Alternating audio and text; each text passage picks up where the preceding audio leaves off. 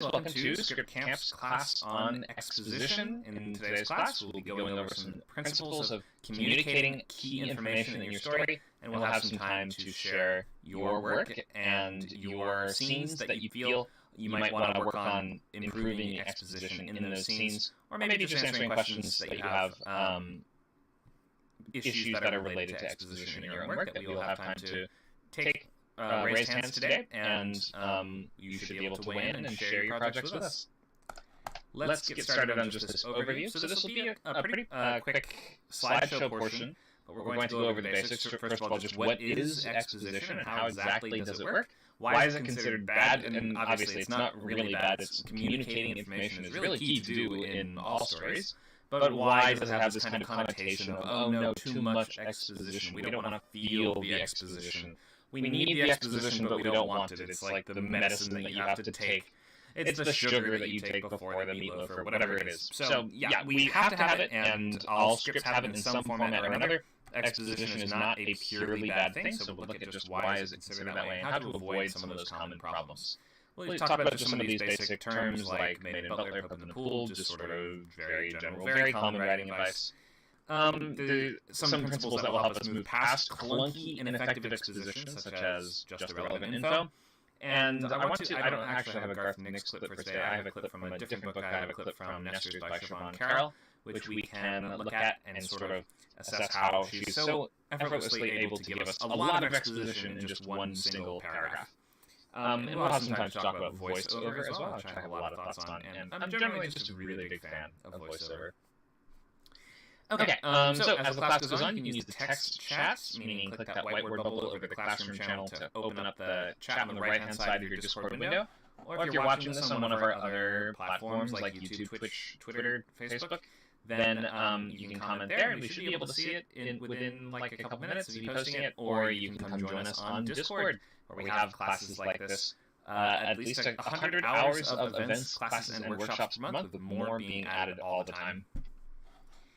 Alright, let's get into our slideshow for today. I think I'm not going to do this opening discussion slide. Tell us some bits of exposition or scenes you struggled with in other projects. Let's just talk about the basics of what this is first before we get into discussion. So let's start on just exposition. So what is this? This is we are exposing information in a story. So this is kind of often used in the context of information that the audience needs to know to fully understand the story. Is it exposition if your character just tells us what they had for breakfast? Well, maybe not necessarily, because that's not key information that is going to really matter for that plot and be an essential part of that plot moving forward. So exposition often, it kind of really shows itself and becomes very clear when it's not done well, when it's done in a very kind of obtuse, clunky, obvious way. When we feel the exposition, I know I was kind of making fun of this idea earlier, but it's sort of true. We shouldn't feel it happening. It should feel like just a... it should almost go unnoticed in a way. Like we are logging the information, but often a nice way to handle this is something else important is happening in that same scene. Or it could be that the expositional information is kind of couched in something else or hidden in something else, or we're able to sort of explore what that information means in an active way rather than having Spider-Man just sit at a desk and have somebody explain what all his powers are. If we can see him playing around with and using his different powers, that is also a form of exposition. Like, exposition is just conveying information to the audience. It doesn't mean that it has to just come from people talking and telling us stuff. Showing instead of telling is very trite ancient writing advice, but it's very true because it's like a very applicable idea because we can learn quite a bit without having to have things told to us. There are subtle and interesting and fun ways to tell things to the audience, and there are times that we can and should tell things. But for the most part, we like to kind of feel like we're living in the moment with the characters, and we don't want them to be repeating things to each other that they should already know, or things that are already really common knowledge in their profession. And I think we've all seen these really bad, clunky examples. Doctor, as you know, as a cancer doctor, you do realize this is a tumor, right? Or doctor, as a blood specialist, you do realize that this is A negative type blood, which means, and it's like, yeah, he knows what that means. You don't need to explain to a blood doctor what different blood types are. And it starts to really show itself, like the hand of the author, as we sometimes say, becomes really clear when you feel the need to kind of have characters step out of their normal, natural experience and sort of explain things in a way that seems like it's just for the audience's benefit. That is what we call clunky exposition. We can see here this guy, this Austin Powers character, Basil Exposition. He has this funny way of kind of shading this idea of the exposition dump in the movie. He shows up, he's like, I'm the exposition guy, here's all the info you need to know, Austin Powers. And he sort of takes that role and manages to make it funny and sort of, again, we're adding sugar to the medicine or whatever. He disguises the information by just dressing it up and kind of putting a clown suit on it and saying, okay, well, here's all the stuff you have to know. And it's done in a goofy way that fits in the tone of that story and also distracts us just from that medicine of the information. We might need exposition to kind of understand a character, the world and its rules. I think we've all seen a sci-fi movie where somebody starts folding a piece of notebook paper and sticks a pencil through it and tells us that's how wormholes work. I think you have to have that scene in any movie with a wormhole. But you can see that that's just a nice way of illustrating that premise. A lot of the time, assuming that space-time can be folded and we're moving through it like that. I will say one of the early versions of that exposition scene came from the original Wrinkle in Time novel by Madeleine L'Engle, which has like an illustration of somebody scrunching up a cloth. And it's sort of that same thing that they use in every time travel or space travel movie where they fold it up and stick the thing through it. But the first time I saw it was in a novel from the 60s or 70s, right? So I thought that was kind of cool. Anyway, so we might need just information to understand the events and the plot and who the different roles of the characters are and what their dynamics are. I think we all have seen this really bad, really egregious one before that I can never forgive. Hey, bro! What's up, sis? Who talks to their siblings like that? I mean, I understand in some limited circumstances, maybe some people have some inside joke or some nickname like that, but having characters announce their relationship to each other makes it feel like a kind of bad improv sketch. We don't want to have your characters step outside of their own experience and try to make it feel like they're just delivering information to the audience. This whole how long have we known each other kind of line, or as you know, ... Well, if we both know it, we often don't need to say it. Exposition is often considered, quote, bad or it's sorry if you guys are hearing this howling dogs in the other room. That's a chihuahua and two pugs just freaking out. So exposition has this negative connotation, mostly just because most people only notice it when it's a problem. This dog thinks it's a problem, doesn't he? It's so loud. Where was I going with this? We only really notice this. Most people only notice this if it's really obvious. Most audience members won't even identify something as exposition if it's done really well. They'll be like, no, that's just the characters living their lives, right? So you don't want to draw too much attention to it or make the audience roll their eyes. You don't want them to get bored or get annoyed. And a lot of writers give the sense that they don't believe the viewer can piece together information or kind of pick up on relationships without over-explaining things in a way that's just not entertaining to watch. I think a lot of the time a better alternative to the whole hey bro, hey sis kind of thing is have your character mention something in relation to mom or dad, right? And that's also a way that's a lot of shows kind of handle this that's really elegant. It shows that people are related, and it feels really natural and real because people would just refer to mom and dad and assume the other person knows exactly who you mean, and they have the same mom or dad, so the terminology we're going to use is going to be shared between them.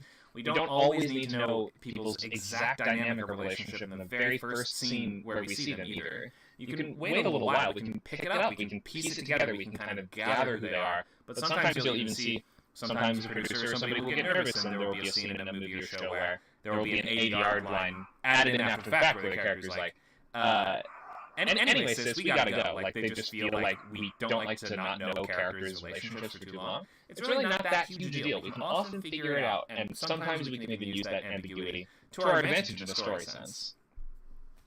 We have a question in the chat. Is this the second class? No, this is a one-off class. This is a standalone. Yep. Okay, let's go into bad exposition. So we talked about this thing, hey bro, hey sis, how long have we known each other? Our whole lives.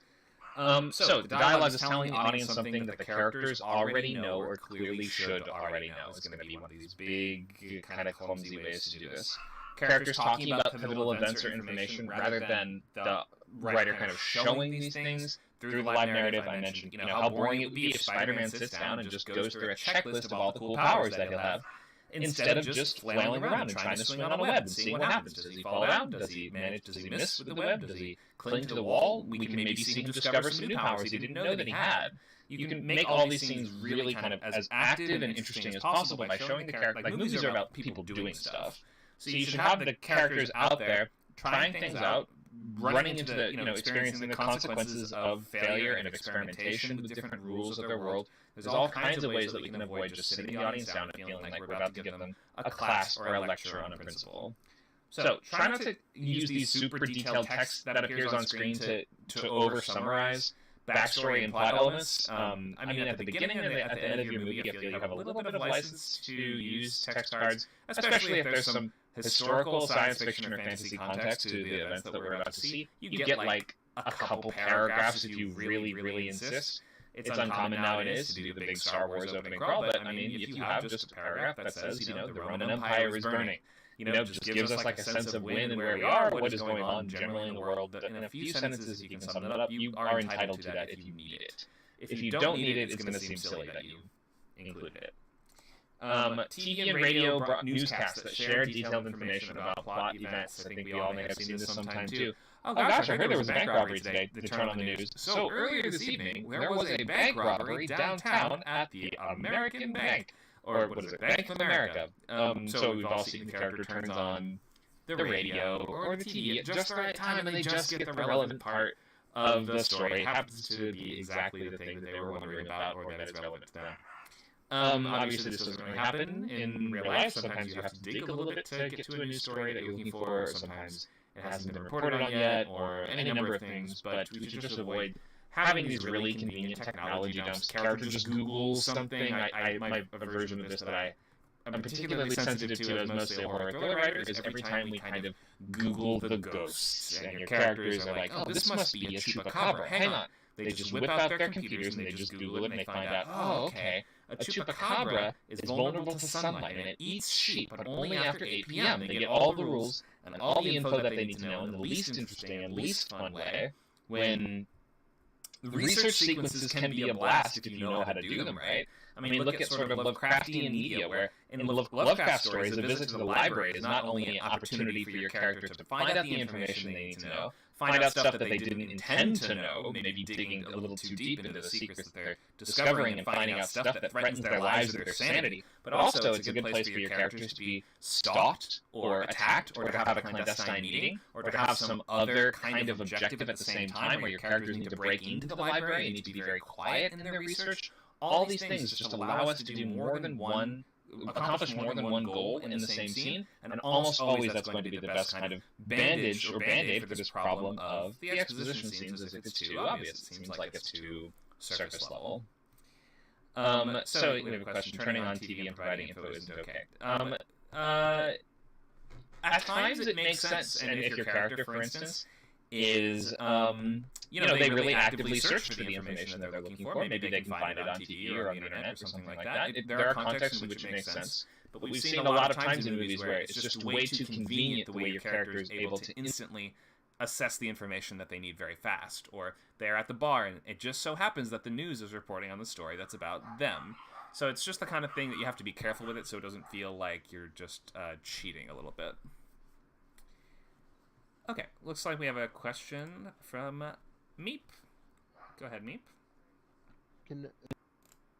Okay, there we go. So I didn't know how to actually word it to type it out, but when we're talking about exposition here, are we like referring to literally saying and explaining something, or are we talking about the overall like idea of how to convey information in a story? Is that how we're looking at this? Yeah, so that's exactly it. Exposition is the communication of information in a story. One form of exposition is having characters talk about stuff, right? One form of it is having them see it on the news. One form of it, so these are all different just ways that we the audience, learn essential information in a narrative. Okay, I was just trying to pinpoint that, mostly for all the stuff we would be talking about later, but I was also just kind of wondering, like, if this was just talking about spoken word exposition versus, like, actual visual exposition. Yeah, we're talking about all types, so both are very valid, and there's good and not so good ways to use both. Okay, that's all I wanted to know. Thank you. Sure, thanks for the question. We have a question from Dan.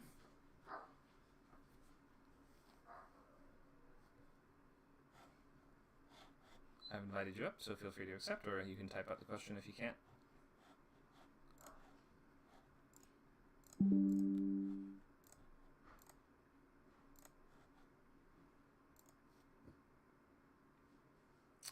So the invitation is sent, so feel free to... Oh, there we go. Hey, Dan, can you hear me? Hear you. Okay, great. What's your question? I had a question about, you know how sometimes in comedic pieces the character's like, man, and the exposition is like, man, I sure hope that nothing happens to my uncle. This just in, main character's uncle dies. Right. Is that allowed in comedic setting? Because it's a comedic setting, would I be breaking the rules that we're setting here? Well, these aren't really rules. This is more like tools and like observations that we're making about how exposition works or effective ways to use it. So I wouldn't look at these as rules as much as like resources and things that you have access to. In that context, if you've seen it before in a show or movie, then clearly something about it works. And whether, I mean, you may have laughed at it or you may not have, but it sounds like that may have served its job in that moment. There's no actual rule that says you can't just smash cut to a character learning something right away, especially in a comedic context in which that might kind of be the punchline, is like how quickly we smash from, I hope this thing doesn't happen, to that thing happens right away. So it sounds like it worked in that specific instance. All right, then. I'll keep that in mind. Okay.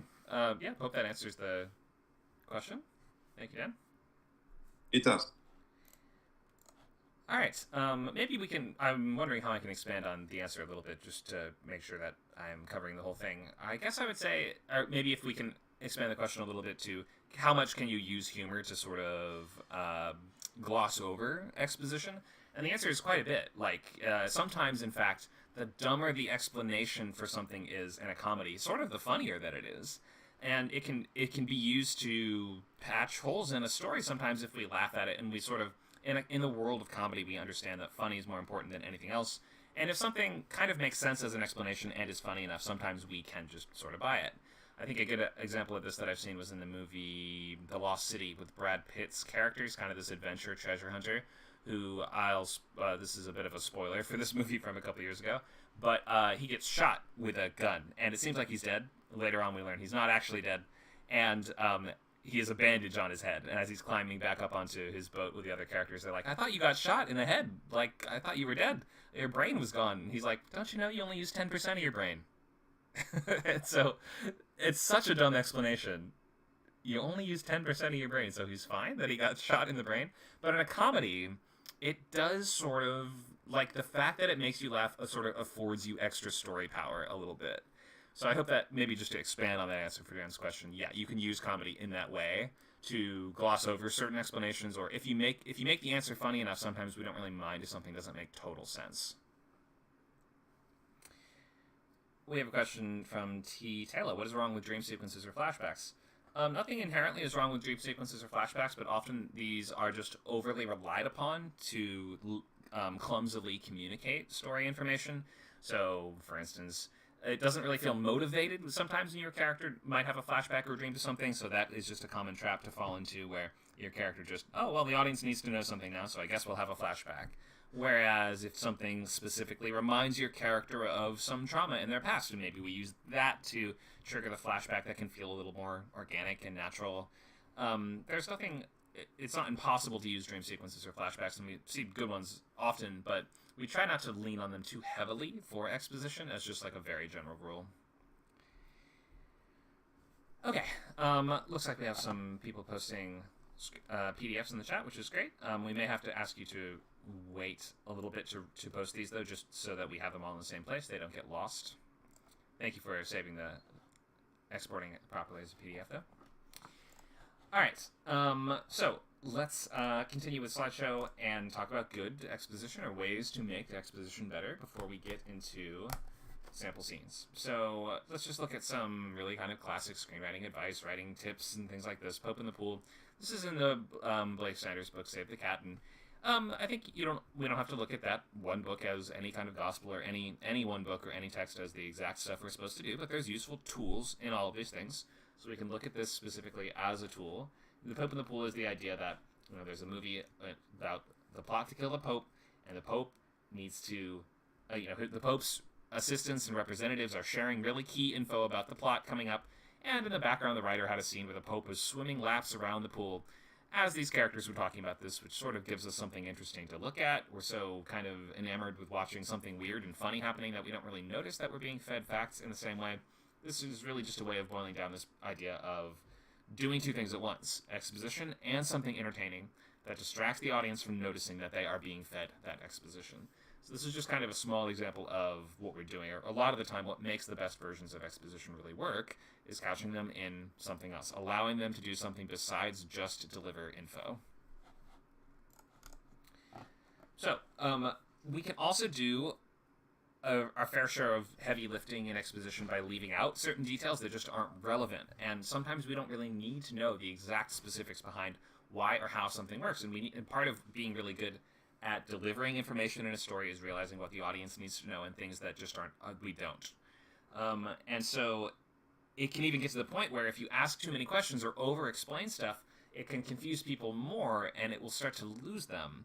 Whereas if you do the right amount, people are willing to take your word on it, so they sort of suspend their disbelief more. There's that stage where if you explain it until the rational part of your audience starts kicking in and makes them just start to wonder, well, if that's how that works, how is the other engine being powered? If one engine is being powered by, Protoss energy, well, then what's powering the other engine? And does that need its own fuel too? And does every ship run on different fuel?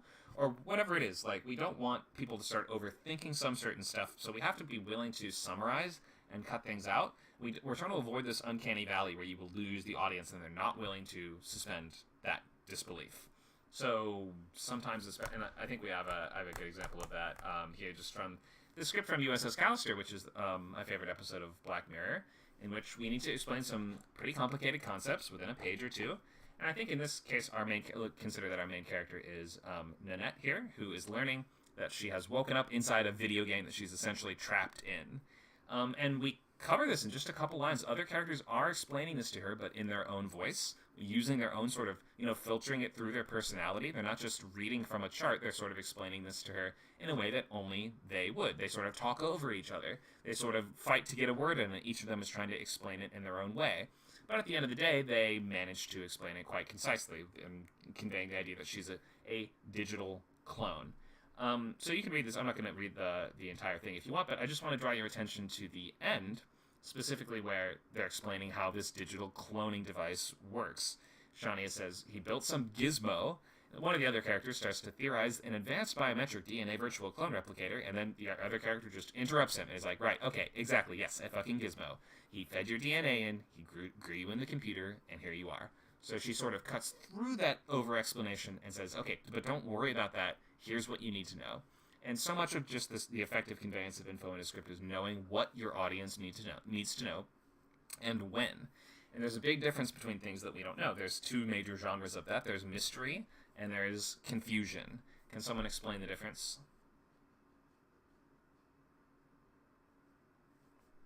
Go ahead, Nacho.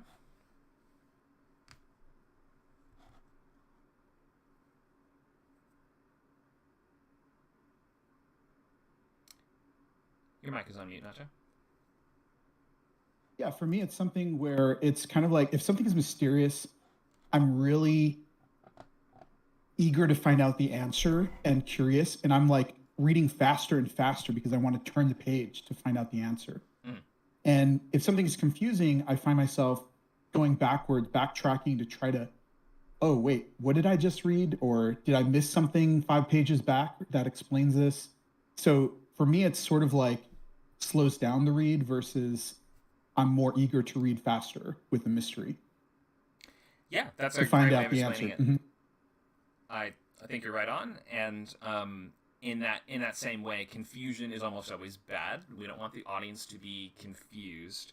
We want them to be sort of intrigued and leaning in. And if they feel confident that the answers are out there and if they continue watching, they will learn those answers. That's a good sign that you have created mystery. If you've created confusion, it feels like they've missed something. I think that's how Nacho put it a second ago. It feels like if you flip back, you might learn the answer, or maybe it feels like the author doesn't know the answer, and it just shakes our confidence quite a lot to create confusion on the page, because it's going to indicate that we have lost, or it's going to cause the loss of that reader's confidence and also attention. So that's why effective exposition is so important, because it's our best tool for avoiding confusion and creating this sense of mystery instead. We don't want the audience to be wondering, asking, or worrying about things that don't matter, and we want them to be paying attention where we want them paying attention. Only in really, really limited circumstances do you want the audience to feel true confusion. And it should never be for more than, like, a scene. And when we get to the end of that scene, we should resolve that confusion into mystery. And we should say, okay, I feel like I have all the info that the writer wants me to have right now. And the more that I read, the more about it I will learn, and the more I will be able to piece together exactly how this all fits. Black Mirror is just a great show that every episode is like, you have to watch at least half of the episode to understand what's really going on here. Every episode almost has this built-in question of, wait, okay, what's really going on? And some episodes tell you quicker, and some take a little longer to fully unspool that. But that is one of the metrics that we use to just control audience attention and confidence in us, is by answering the questions they need to know, and by leaving the things that they don't know yet making them feel like they are intentionally unknown, and that we are going to incrementally make progress towards learning those answers. And then when we do, there will be payoff that was worth our investment in those questions. Here's a question in the chat. What's the difference between aha and huh? Are you talking about this script specifically, or just in general? Is that something on this page, or are you just asking about these two words? Not a question. The difference between aha and huh. Oh, I see. You're saying that's the difference between confusion and mystery. I see what you mean. Got it. Mystery being aha, yes, I see where you're going with this, or I want to learn more, and huh being the audience has missed something. I see. Yeah, totally. Okay.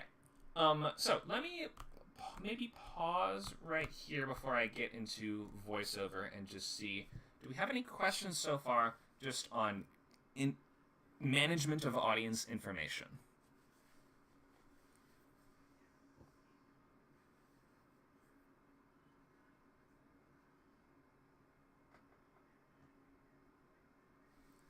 You can either raise a hand or you can type in the chats. Here's a question from Cinnamon. Sometimes I'm not sure whether to put exposition in when it makes no difference to the story but might be interesting. Like in one thing I'm writing, the character's an immigrant. She and her family immigrated when she was little, but it makes no big difference to the story. I guess the question is about knowing the right amount of backstory to include. Yeah, that's the thing, is that to me, exposition means this is vital info. If it's not vital info that we need to know moving forward in the sense of it's vital for your character's motivation and telling us why they're doing what they're doing, if it's not vital in the sense of we need this to understand what the actual events of the story, if it's not vital in those two kind of major key ways, then it doesn't sound like exposition to me. It sounds like, yeah, you are just kind of expanding on your character's background or giving us sort of like more of a taste of how they got here and who they are. There's not really a hard and fast rule. I mean, the answer to when is there too much is when the audience starts to get bored and to feel like we're not making progress anymore. And progress can come in many different forms. Progress can come in the form of your character is engaging in conflict scenes in which they accomplish their goal or don't accomplish their goal, and they're pushed closer to or further from their end goal. That's a really common way to make progress, but there's other ways characters can make progress too. Characters can make internal progress. They can make headway into rationalizing or understanding or getting over something. Or sometimes they need to solve some kind of quandary in themselves, or sometimes they're just changing in terms of personality, or sometimes they are on a kind of moral decline, or sometimes, any number of sliders can be adjusted that can indicate that progress is happening.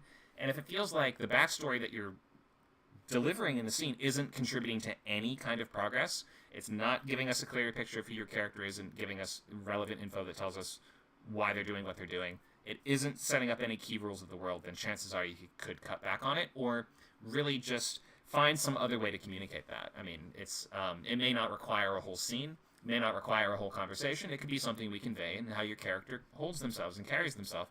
We could say instead of having a whole scene where we learn your character used to be a carpenter, we could just show that they have very rough and calloused hands. Instead of saying that they grew up poor in Mississippi, we could just have them speak with the appropriate dialect for that region and socioeconomic status.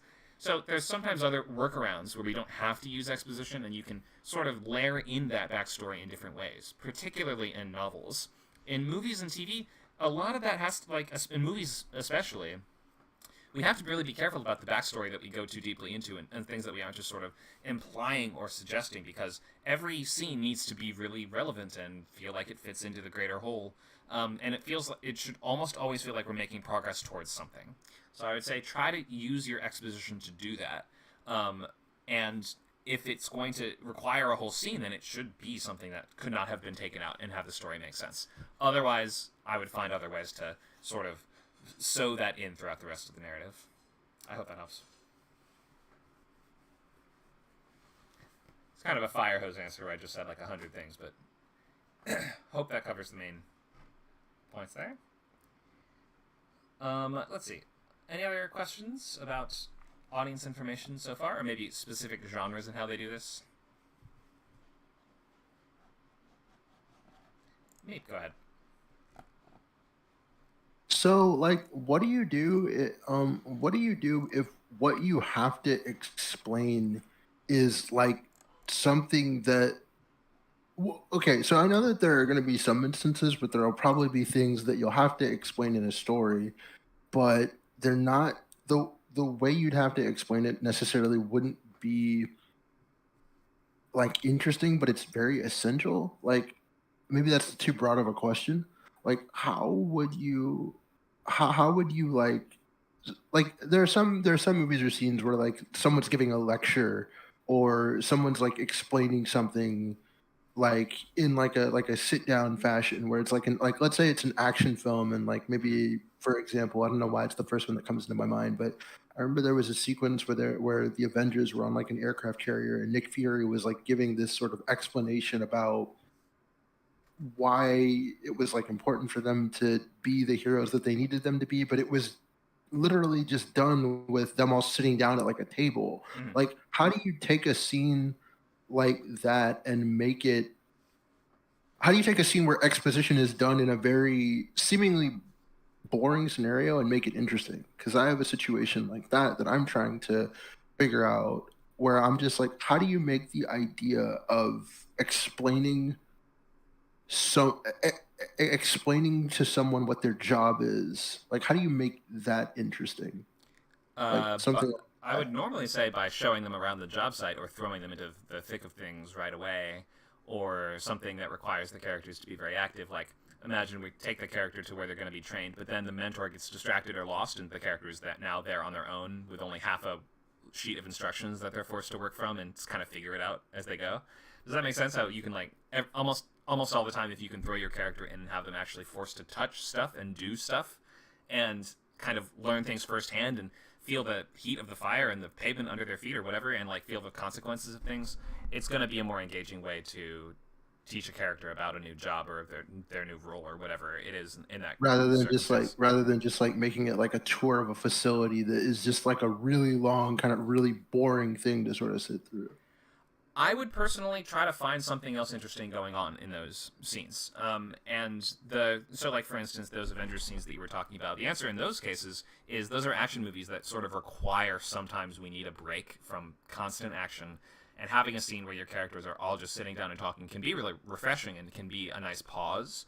But the way that you keep it interesting is really good characters and really good dialogue. I mean, it sounds dumb to explain it like that, but I would maybe go back and look at specifically which characters are controlling those scenes, which characters are kind of the comic relief in any of those given scenes. I remember, isn't Captain America almost the comic relief in some of those scenes where he's like, I don't understand that reference when people are like talking about stuff that he doesn't know about because he's from the 40s, or every character has their own sort of like personality conflict with someone else on the team. Go ahead.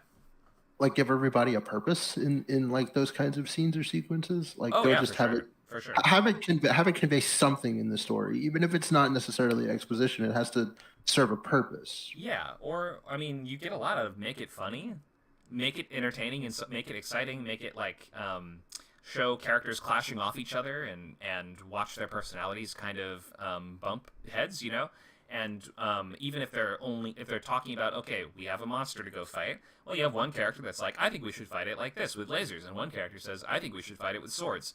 And then we're learning about its weaknesses. One can be like, well, no, but swords would never kill it because it has insect shell. And one character's like, well, you can't kill it with lasers, it has a force field. That's a good way to sort of use that exposition as ammunition, almost. It's just a term that I've heard before to you want to sling the information at the other characters, right? So instead of, you have a character say, you haven't cleaned your room in 5 years. Do you know that? Rather than, like if we use that as a way to attack another character, it kind of makes sense that they would say something on its face and kind of just like share that fact very directly. Anyway, I realize I'm, again, just kind of going a lot of different directions with this answer. The real answer is you have to make the scenes entertaining, and then people won't feel that the exposition is a problem. And the best way to make scenes entertaining is just fantastic dialogue, fantastic characters, and moreover, having other things going on at once. Like if we can have character relationships that are developing in a scene while we are also learning more about the monster we're about to go fight. Two people are becoming friends over the course of this explanation. Two characters are becoming enemies over the course of the explanation. Or it could be, pick some other thing going on in the room, pick a different location for it to take place at, add a ticking clock. I think Terminator has so many good explanation scenes. Go ahead. That's not a bad one, actually. I like that situation you put in there, two characters becoming friends. If it's a workplace and there are two characters that are sort of like, you're probably not the only new person in the room. So it could be, two coworkers kind of meeting each other, which gives more credence to what's actually happening. Sure, yeah. I mean, show two, instead of having one character getting trained about their new job, show two characters getting trained. And then therefore it sort of maybe could become a competition between them. That would be a fun way to kind of learn the important information while also just making the sequence as fun as possible. And if you ever have a scene where you're like, I feel like I'm getting the important info out here, the scene's boring, but I just need this scene, I would look at those as opportunities, because as an opportunity, you can dive into it, and if you make it really awesome, and that's essentially turning your weak points into your strong points, and it's like armor, your armor the weak points or whatever, and in that case, it will make the movie just flow really well if the exposition is like the most fun part. Okay. I guess we can come back to it later when everyone's doing all of their sharing, so I don't want to take up too much of your time, but thank you. Okay, no problem. Yeah, I hope that gave you some good answers there about maybe more than you asked for, but hope that worked. I appreciate it. Thank you, Meep. Okay, I'll answer a couple more questions from the text chat, and then I think I have a few more slides, and then we can share student stuff. Okay, here's a question from Kev. How do you feel about no exposition when it comes to selling a script? I really like 2001: A Space Odyssey because it explains very little, but Nolan was told by producers he needed to add explanations with his similar film, Interstellar. No exposition when selling a script. So, the way that, different narrative styles, storytelling techniques have changed a lot over the years, and things that worked in the 70s or 80s are not necessarily always going to work now, and things that work now are maybe not going to work in 30 or 40 more years. We can look at, early films from the 1940s and 50s often had a few text screens at the beginning that would sort of lay out all the major pieces, or like sometimes silent films would start off with a screen of text that tells you where we are and what's going on, almost like a stage play program that tells you where the play is going to take place. So these things are always changing. I don't think that, currently the trend is very subtle exposition that is fun and doesn't feel like it's getting in the way. I feel like in 50 years, maybe people will have a different idea of what that looks like. And right now, I would try not to make your script feel burdened by too much over-explanation of things. That would, in fact, yes, be an impediment to selling a script if it felt labored, and if it felt like we have too much info that we need to know, or that it's expressed in a way that is just boring. That will count against you, yes. So in that sense, I think it would make a script harder to sell if you don't do these things well, so you should try to make your exposition as painless and fun as possible. Let's see. So here's a question from Jay. What about exposition about a relationship between two characters where I need to show the main character being disconnected and not focused on it, but the relationship itself has little weight in the story, whereas the personal reason / conflict is there throughout? So you're showing a relationship between two people where you show that the main character is disconnected and not focused on it, but the relationship doesn't matter that much. Okay, I think I understand. So, in that case, I think that less is more. You're trying to show that a character is disconnected and not focused on a relationship. That's something that we can ascertain from the way that they answer their phone, right? Like if their phone comes up, or if their phone rings and it's their partner's number and they roll their eyes, that tells us a lot about that relationship in a very quick and efficient way, right? Or think of Succession. How does Shiv keep her husband Tom's number saved in her phone? She saves his full name. Tom Wambsgans, his full name, which feels very kind of cold and distant for a married couple, doesn't it? But it very quickly shows us, okay, how do they feel about each other? What is that exact dynamic like? So I guess I would look for small ways that you can convey this. I mean, this might be something you can communicate in just a couple shots if you're careful with them. I mean, if you show your character driving in a car and listening to music, and then very slowly the voice of their significant other fades in and we hear them talking, and they're like, did you just hear anything I said? Your main character looks across and is like, oh yeah, I'm listening, babe. That might be just like a one-shot way. We don't even need to show the other person, right? Like, so if we keep the focus on your main character and don't try to paint this character as if the spouse or whatever, as if they're going to be really matter. We don't need to know their name, really. We don't need to have a lot of focus on they don't need a lot of dialogue. I think that you can do a lot with a little, and we're going to assume that something becomes more important the more you show of it. So the more screen time something has, our way of understanding Western style storytelling is that you keep the focus on the things that matter the most. So I would say, don't show too much of this relationship if it doesn't matter. Or if it does, maybe, keep the wife or girlfriend framed out for a lot of it. Keep the focus on your character himself as he's on his phone at a party or whatever it is. Like, if you want to make him feel lonely and disconnected, and you don't want to make it feel like this other person matters, then you don't have to show or engage with a lot of them. You don't have to give them a lot of story weight. And we can do a lot of this in just a few small moments here and there, rather than adding whole scenes that are required to convey this pretty simple idea. Pollock asks, which is recommended, visual or verbal exposition? So in a movie or a book, in a movie or a TV show, visual exposition is usually better. That's not 100% of the time going to be a rule. There are great explanation scenes, especially if we can find something else fun to be doing at the same time. If you're in a book, we can do either one and make it equally interesting. But we have to kind of take advantage of the medium that we're in. And in movies and TV, we have to be as visual as possible most of the time. And the more of the heavy lifting that you can do with visuals, the better. Okay.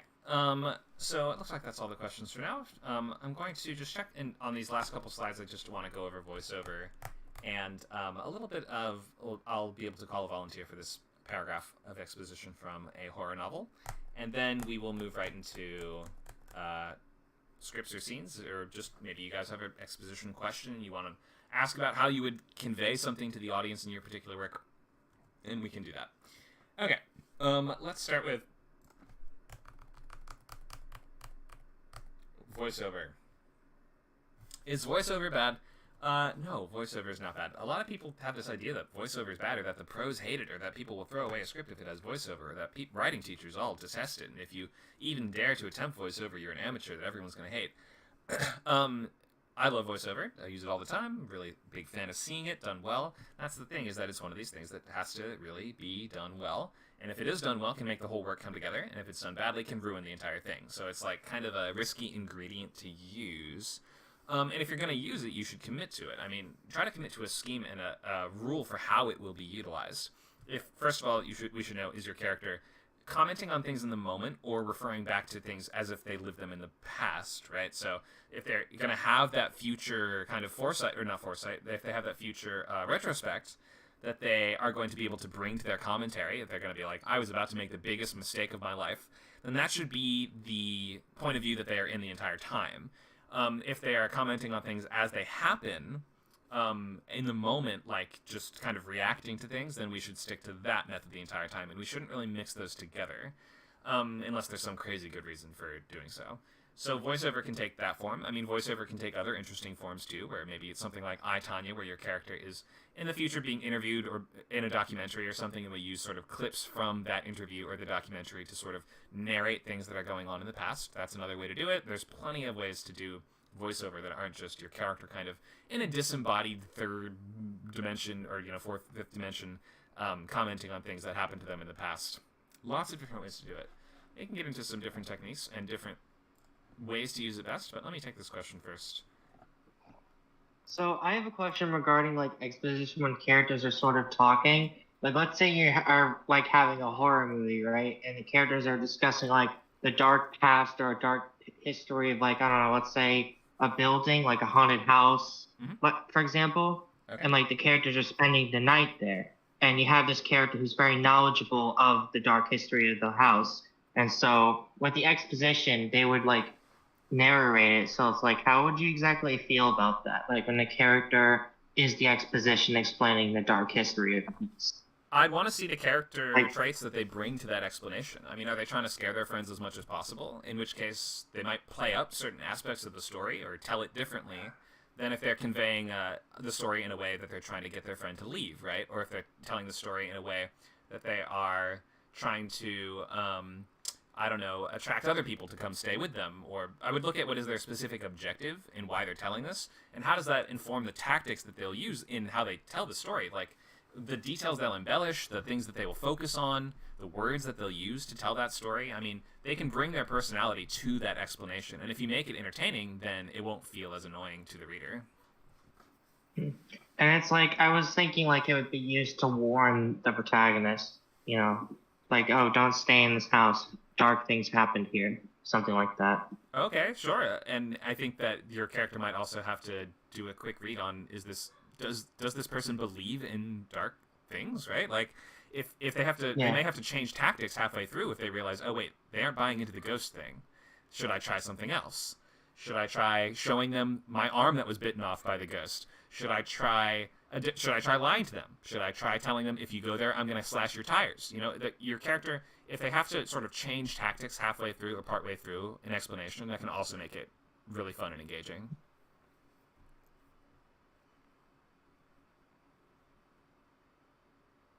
Okay, well, I hope that answered that question. Thank you for asking. Basically, character voice will make something entertaining. People are just entertaining to us. Like, a person is almost an unlimited source of entertainment to other people. And so if you just have someone funny, someone scary, someone creating some kind of interesting emotional effect as they tell a story or explain something, if they can explain it in that sort of fascinating, intriguing way, then we will not be annoyed by it. We'll like it, unless it goes on for hours. Thank you for the question. Here's a question. Can we use voiceover as main character's thoughts? Yeah, you can. Let's get into some different ways to use voiceover. So, first things first, yes, you can absolutely use it, and I think almost half of my scripts have used it in the past, so I really, really like it and use it all the time. Readers and producers do not look down on it. I have had scripts placed in Nicholl semifinals and things like this, and have had lots of voiceover. Why do people think it's bad? Well, because it's often used to show us things that we, the audience, can already see, or that we would be able to put together from simply watching the story unfold. So yes, you can use the voiceover, for your character's thoughts, but they shouldn't be obvious thoughts if that's what you're doing. It should be thoughts that we only could have communicated through this voiceover, so that's why it's really useful sometimes if you have characters that have an interesting interiority or inner life to them. Like, one of the best examples is this show, The End of the Effing World on Netflix, where we have two main characters that both have voiceovers, that both are sort of from their point of view in the moment, I think. And they both have interesting stuff going on with them. Our sort of main character here is a budding serial killer psychopath who is sort of dating this new girl, and he's planning to murder her. And that's what we sort of learned in our first episode, but we also, because we have his voiceover, we sort of see that he's very conflicted about it. He isn't quite sure if he wants to or not. He's starting to kind of like her. He's changing his mind. He's starting to see her differently and see the world differently. And that's all stuff that if you just saw him sitting there staring at the knife, and we didn't have his thoughts, we wouldn't really understand what he was conflicted about or why. It would just sort of seem like he was plotting his next move, right? So that's one of those cases where the character has an interesting or Dexter. Doesn't Dexter have a voiceover? Dexter's another case where it helps to create that sense of sympathy and connection to a character that we otherwise would not have, because we can't see what's going on in their head. So that's just a really useful way to use voiceover. If you have a character that has something that they cannot express otherwise, or if they have some trait of theirs that won't otherwise be able to make its way to the surface or manifest, or that we just wouldn't have known about unless they were able to somehow reach through the screen and tell us about it in voiceover, then you don't usually need it. But if you have some brilliant voice for your character, or some secret or some other side of them that is not immediately apparent, then it can be great for all those things. Pollack is mentioning You. Yeah, You is another great example where, unless we had this guy's sort of voiceover, he would just seem like a total evil creep. And he is an evil creep, but because we have the sort of voiceover that can tell us specifically what he's thinking and where he's coming at this from, he's not stalking this woman because he hates her. He's stalking her because he wants to sort of protect her. And because of that, we can almost start to root for him in a dark, bleak, messed up way, because we see that he does have sort of a relatable motivation, even if it is totally twisted in a way. So hope that helps, and hope you see that. Voiceover is great for expressing thoughts that would not have been otherwise clear or obvious to us.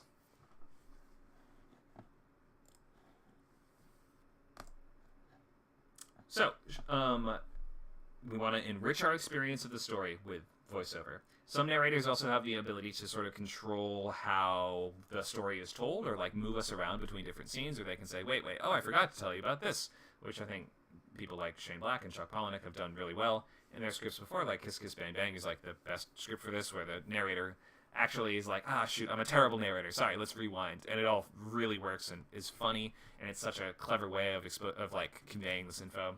It works well with characters with this interiority that I mentioned. Or we can also use it to build suspense or set up key parts of the story before they happen, if there is this element of retrospect where the character is looking back on their life and they might be able to sort of foreshadow things for us by saying things like, I had no idea that he would ruin my whole life. Something like that. We might be like, oh, I wonder why that character, that they seem to be friends, what on earth could make him ruin her life later? So we have that ability to kind of seed in questions and build mystery and suspense using the voiceover at times if you want. And then last, we can use it to set a tone and a mood for the world. In addition to these other uses, of course, it might just sort of lead to a certain feeling for the work, like Lord of the Rings, which has this, the Cate Blanchett voiceover, which gets us started. The ancient elf queen Galadriel is telling us about how the world is cracked and broken and coming to an end. It makes it feel very epic, and like we're about to open a chapter in an ancient tome. And sometimes you want that. We also have shows like Pushing Daisies or Amelie, which have a narrator. It's not just a character in the story, it's an actual sort of storybook style narrator that gives the whole thing the feeling of kind of intentional artificiality, or like a Wes Anderson movie, which might have a voiceover that makes it feel kind of like a stage play, or kind of like this little constructed dollhouse world in whatever way. So you want to just set these rules for yourself as to how your voiceover works. You don't want to be mixing them up or muddling the waters, or saying sometimes he speaks in the moment and sometimes he speaks in retrospect. It just doesn't make sense to do that. And we want to be consistent and commit to this. And if you have voiceover, you typically have to either use it at the beginning and ending, or just the beginning, or just the ending, or all throughout. But you can't really kind of just use it once or twice in the middle. It just does it. And there's weird examples, or not weird, I shouldn't say.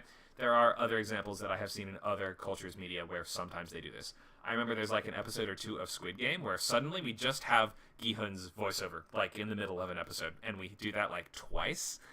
It's not done in American media. So, unless maybe for a comedic effect, for a comedy moment, you can do it. But generally, if you're doing voiceover, it either bookends the story or it's all throughout. Looks like we have a question from Paul. Go ahead, Paul. Yeah, so there's certain, I guess, things I want to express within the story that I don't know. I guess like so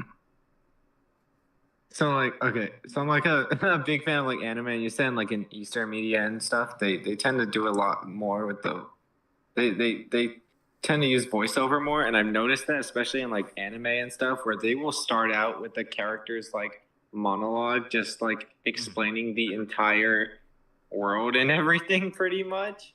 Yep. I don't really want to do that, but there's aspects of it that, or of the story world, that I'm having a bit of a hard time expressing in a way that's like obvious. You know what I mean? Okay, well maybe we can help. What are you trying to communicate, or what rule or element of the world are you having trouble with? So, the creatures being, I guess like the explanation for why she is saving her, saving okay. So the main character in the first scene saves a different character, from prison. And the reason she does that is because in this world, during the witch trials, the people being executed keep turning into these big ass like monsters, right? Okay. And I explain it later in the script, but I've gotten the note that like they don't know why she saved her, even though it's explained. And I was like, okay, I don't know if how to make it clearer without just like straight up saying it at the very beginning. This is why I'm saving her. You know what I mean? Let me just ask you a couple questions, maybe. So are the jailers? You're saying they're going to execute her, and thus she will turn into a monster, but they're not aware of that? Yeah. Okay, and so it would seem to me that your other character would then have the opportunity to be like, "Hey, don't execute her; she'll turn into a monster." But are you saying there's some reason she can't do that? Yeah. She is a witch, and it is the witch trials. Okay, so she can't reveal that she is a witch by saying that she knows that the other person will turn into a big monster. Yeah. Okay. But how do they not know? So they don't really know what's causing all these like monster attack type things. They just know it has something to do with the witches. Every time they execute someone? Yeah, and they think it's because they're witches, and that's why that's happening. But that's not really the reason. But so is there damage left behind by these other monster attacks? Not in a way that's obvious, I guess. Well, how bad are the monsters if they don't cause any damage? I realize we're maybe going a little off course, but I'm trying to think of ways that you can like very clearly visually set up what the cost and consequences of executing this person will be, which would be, there's a church with a big hole in the roof from the tentacle monster earlier, and we can like, if we see clear examples of that, then we will sort of know what is about to happen. Or maybe does your character have a spell book she can look through and be like, oh crap, and sees a depiction of somebody being burned at the stake and turning into a Cthulhu or something? There's nothing like that. I was considering something like that. But I ended up not doing it. Okay. Well, without reading a specific script, I can't say for sure, but my instinct, I could just tell you what I would suggest probably doing, is finding these clear visual ways of showing what the cost and consequences of this will be. You show characters that are concerned that those things will happen. Even like we don't even need to see a person turn into a monster and destroy a building necessarily. I mean, it would help a little, but if it's early on in your script, maybe you don't want to hit us with that too early. But, I mean, is there an artist depiction of it somewhere? Is there damage left behind by it? Is there a giant dead monster corpse somewhere that we can see? Like, I think there must be something visual that we can show exactly why your characters are worried about this and what will happen if this execution goes through. Yeah. Yeah. I don't know, because, like, later there's, like, okay, so there's 2 monster attacks within this, like, first, like, pilot type thing. And later she's like, one of the side characters is like, what is that thing? And then the main character is like, oh, it's one of the people who got executed. Okay. I don't know. There's, like, different points where I explain, like, what the concern is as far as like why they need them not to get executed. But hang on, let's go back to this word. You're explaining why, but are we seeing why? Like how do you mean? Like, I mean, your opening scene is the people cleaning up all the timber from the ground after a monster smashed a hole in a wall, or like we see someone get executed and turn into a big horrible creature. Like, to us, we would just need to, like, it's the difference between your character's trapped in an island and somebody explains to them, you can't leave because there's mines, you can't leave because there's all these things, and then they just don't try to leave, versus the character tries to leave and gets blown up by the mines. Like, I think we just need to, if we show these things to the audience, we show them, I mean, does the town have anti-monster stations, all through, like, watchtowers with alarm bells? And we see that there's people up there scanning the woods at all times. We sort of get a sense that they're very afraid of these things. Maybe they have a pit where they bury them all that has a bunch of, crucifixes all around it that they're all terrified they're going to rise from the dead. I think you should look for visual ways to communicate what's important in the story, because it sounds like maybe your readers aren't picking up on them. Maybe you haven't made them prominent enough, or you haven't it hasn't been clear what the actual implications of those things are. Those are good ideas. Thanks. Okay, I hope that helps. I'm glad to. If you come to lab, then we could look at specific pages or specific moments if you want to brainstorm actual more concrete solutions. All right. Thank you. Thanks, Paul. Do you have a question, Maxon?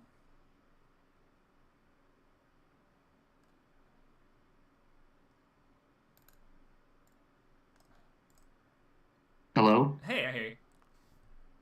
Could you hear me? Yeah, go ahead. Okay, so I guess this was a note I recently got on mine, about even if about like verbal exposition, even if like it's very clean and like it works it like through, I mean, if you work it through dialogue and stuff, they still say like, nonverbal exposition is better and subtler. But then it got me wondering, like, how in like science fiction and maybe like disaster films, where you have like the military personnel and they're all like expositing, isn't that okay? Because it's like it feels like some plots have that are like complex, right? They have to be explained to the audience, or else they won't catch what's going on, right?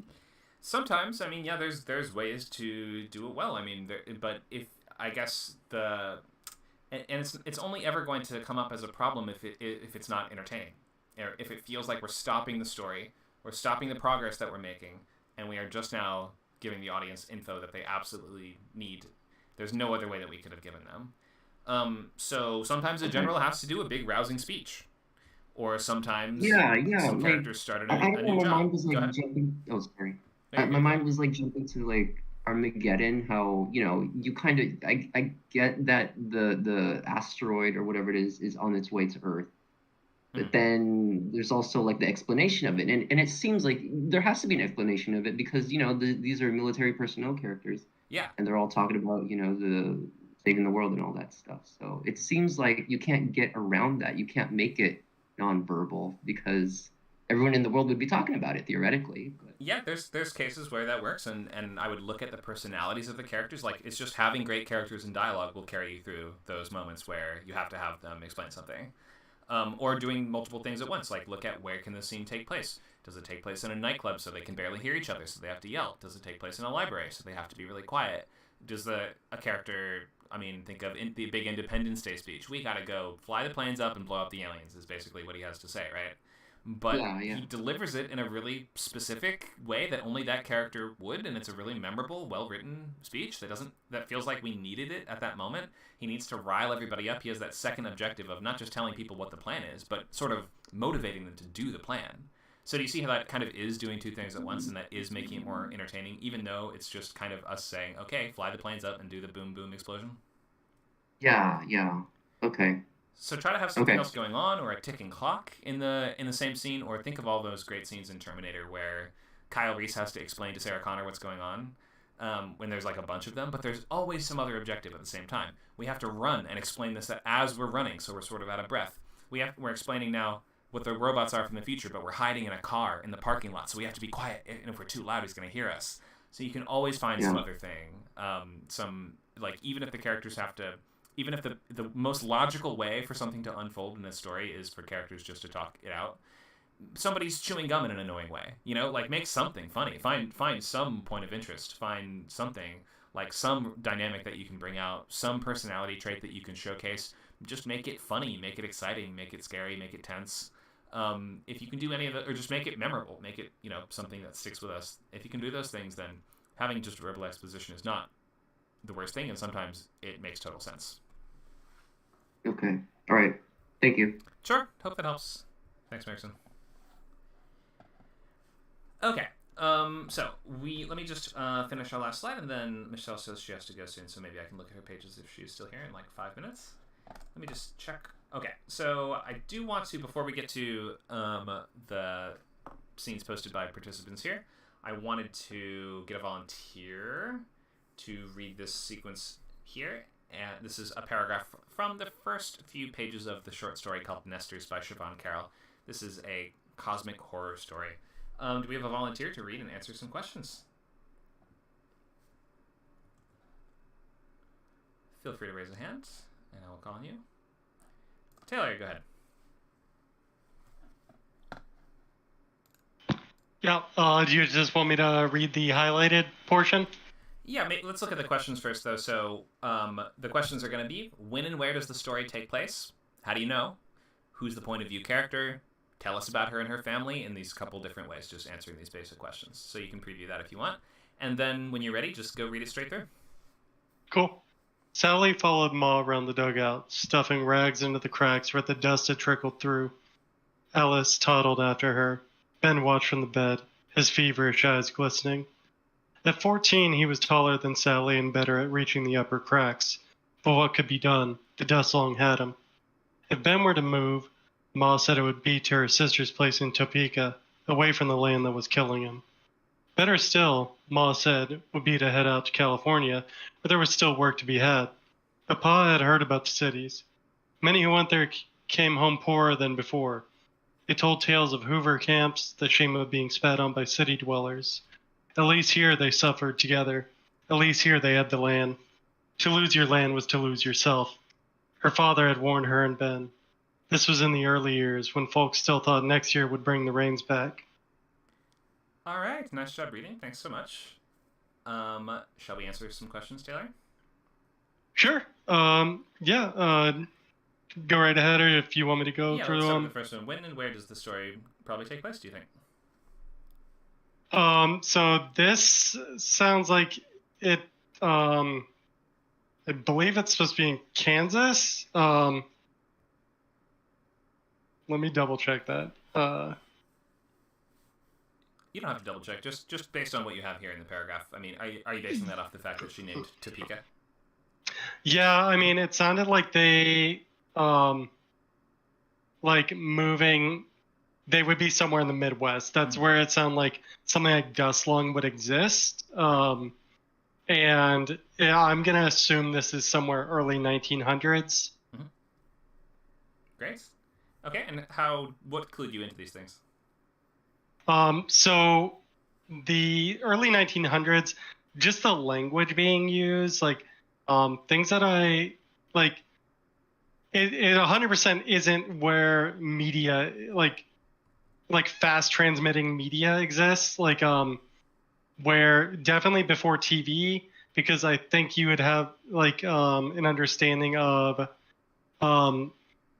a better understanding of city life rather than these kind of assumptions about it. So I'm gonna just guessing based off of that. Then maybe something with gold, the post gold rush era where she mentions heading to California where there's still work to be had.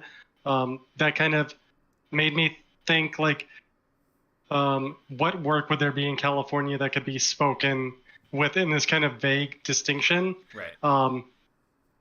So that's where I'm coming from on that. Yeah, good points. I'm not sure if the story actually fully specifies the answers to these things, but yeah, we see Midwest, somewhere that they're familiar enough with Topeka. I feel like if you weren't from Topeka, you would say, we would move to Kansas, right? But if you call the city by name, that to me tells me that they're more familiar with it or have been there before. So that's just like clues that we're looking at. Hoover camps, I believe, is a specific, probably a reference to the what's his name? Herbert Hoover was the president, right? Herbert Hoover, which was in the 1920s, right? No, 1929 to 33. So that gives us some just cultural context clues there. We can just look at some of the specific references that she's using and making here. Merrickson in the chat says the mother is referred to just as Ma should kind of give a giveaway, or should kind of be a giveaway. Yeah, that sort of tells us. That's like a regional dialect thing that they don't use in all of the U.S. for sure. So who's the POV character, Taylor? I believe it's. I'm gonna say it's hard to say. Just I'm really unsure about that. I would say possibly Sally. Yeah. Sally. Okay, how do you know? Just with it, starting with her following her mom. Ben is watching Sally, and these things are kind of revolving around her. Yes, exactly. So, what does it say here? To lose your land was to lose yourself. Her father had warned her and Ben. So we're referring to her by default. in all these different sequences. And I know maybe some folks are here for the script camp stuff, and this is more novel focused, but these are just things that we can do, and we can see how much information you can pack into just one single paragraph in a novel, right? And the ways that just by like the words that you use to refer to something can tell us when and where we are, who the POV character is, the kind of person they are, the types of thoughts they have, the things they focus on or notice. They can tell us when and where we are in the world. What about her and her family? You kind of touched on their economic status and like cultural situation here, Midwest, early 1900s. What do you think about their living situation? What do we learn about that? I would definitely describe it as humble and modest. It doesn't seem like it's one of those things where it's hard to say that they're poor. Like, I would say they're not aware that they may be poor. They're used to this lifestyle. It's very humble and very blue collar. Yeah. I wouldn't say that it's, they're living in extreme poverty, but definitely lower class. Yeah, I mean, they do have to get the kids to help them stuff rags in the walls to avoid dust blowing in through the cracks, which does not sound like something that rich people have to do. Yeah. Right. So the things that the characters consider normal actually is a really useful tool for exposition, wouldn't you say? Because the things that they don't remark upon, or the things that they don't think are noteworthy, actually sometimes tells us more than the things that they do think are noteworthy. Yeah, absolutely. Like, that whole routine they're doing is pretty insane. Like, living in now, and hearing those things, but they're just kind of glossing over it, moving on. Like, that's just something they're doing. Yeah. The dust lung had him. Does she stop to tell us what the dust lung is? No, she just goes over that and moves past it. I do like this kind of description here. It's a really good world building of just glancing over it. Like, you should know what that is. It's very common here. Right, yeah. So the things that just are mentioned in passing by the characters, or things that in a movie or TV show setting, imagine the camera doesn't linger on. We just pan right past something, and we watch everyone just walking by like it's the most natural thing in the world. The opening sequence of True Blood is really good. Have you ever watched that?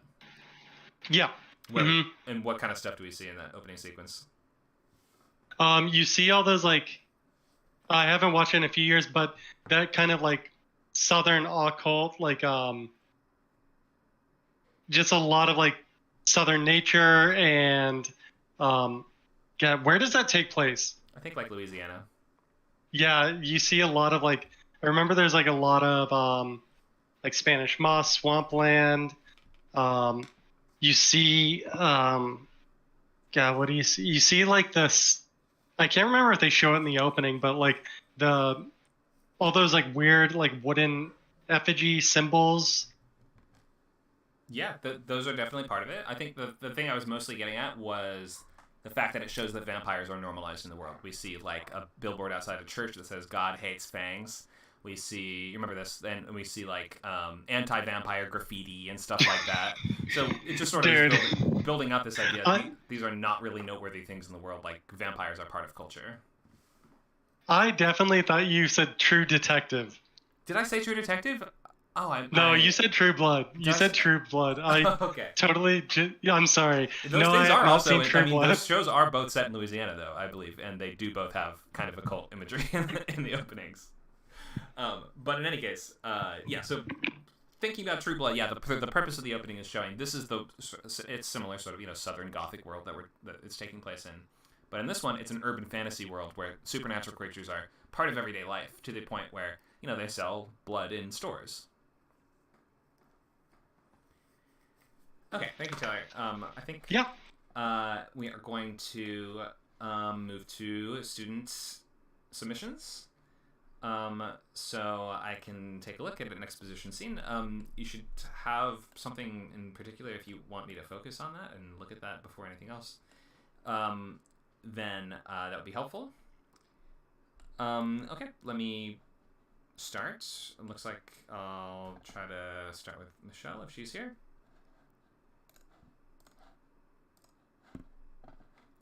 assuming she has time. I've invited her to speak. Hey, I finally was able to do that. Yay. All right. So do you have time to, or do you have to go, or do you have time to do yours? No, I have time now. Okay. Actually, my timetable has changed a little bit. So anyway, so these are like just right there. They're different scenes of exposition in one chapter, and I just wanted you to, read over them. Tell me what you think. Am I doing it the right way? Is it clunky? Is it too much? Is it too? Is it? Just tell me what you think. Okay, sure. And what to improve. All right, and we'll be looking specifically at conveying information. Exposition is what we're. Let me give you just a tiny bit of backstory. So, Shelley is with her band, and they've recorded part of the video. Now they're gonna go record in her father's Japanese garden.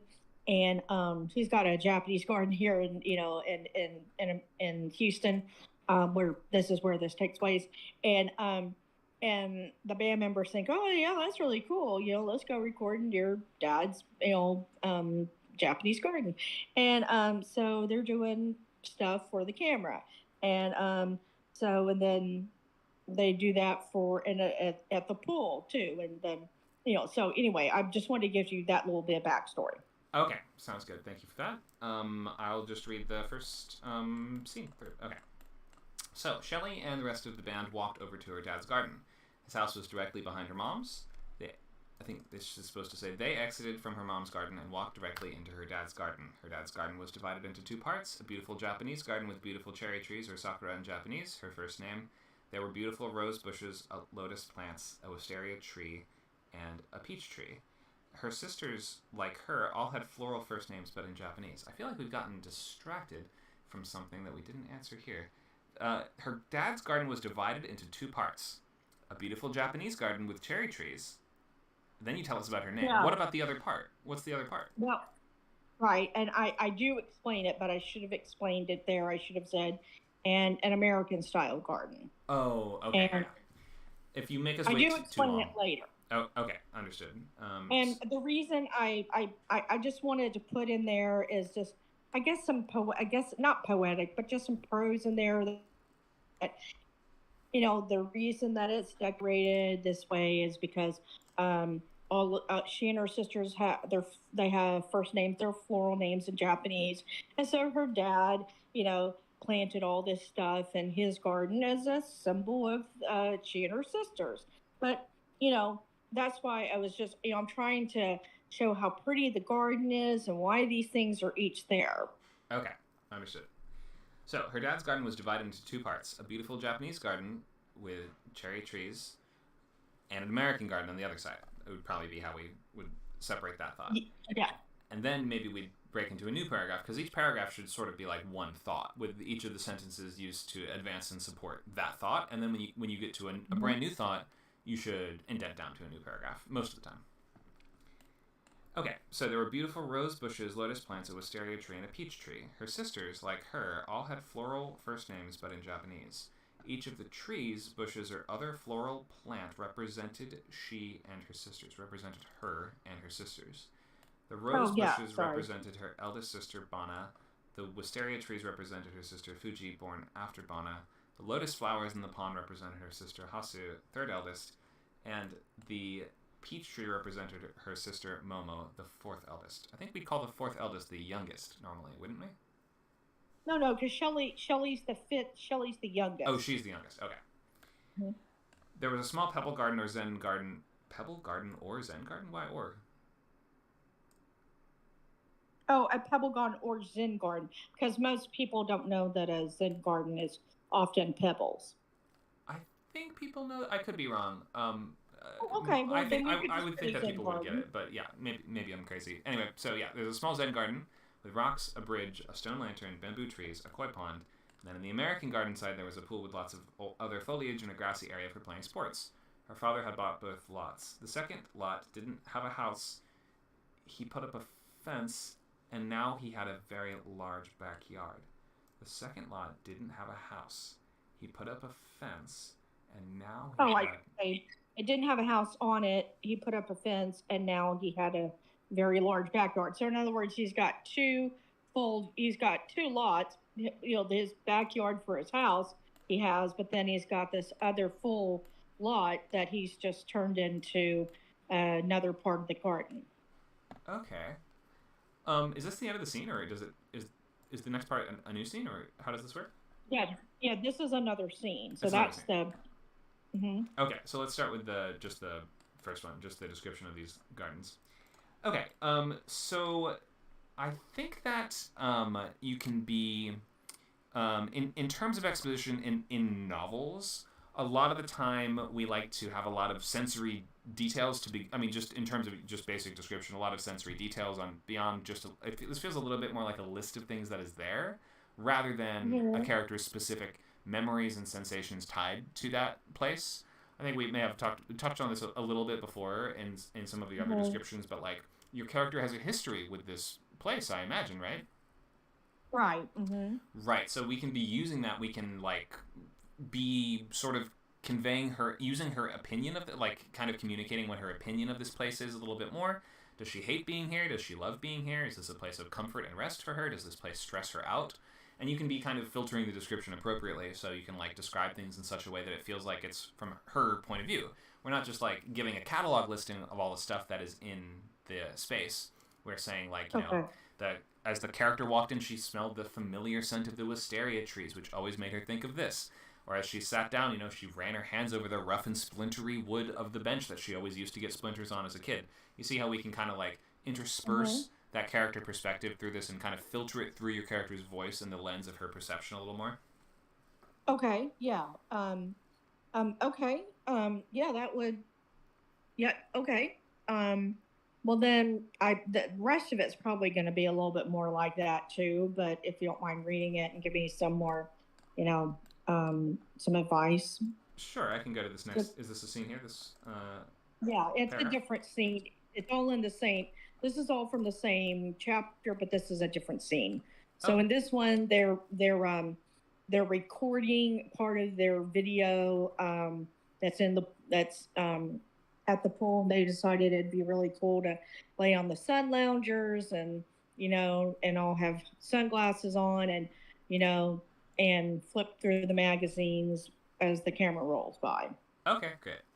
The camera rolled towards them while holding their magazines, and each of them turned to the camera and lowered their glasses. After this, they looked at the footage. This simple action required many, many takes. I think which action? The action of turning to the camera and just the look that they gave the camera. Is that what you mean? Well, no, I guess I should say the simple act of filming required many, many takes. Okay, yeah, I see what you mean. Next, they filmed themselves laying on the sun loungers. They didn't take as many takes. Next, they filmed themselves diving from their sides, you mean the sides, into the deep end of the pool. This too took many attempts at filming. They had to set the filming on automatic. Finally, they had a good shot.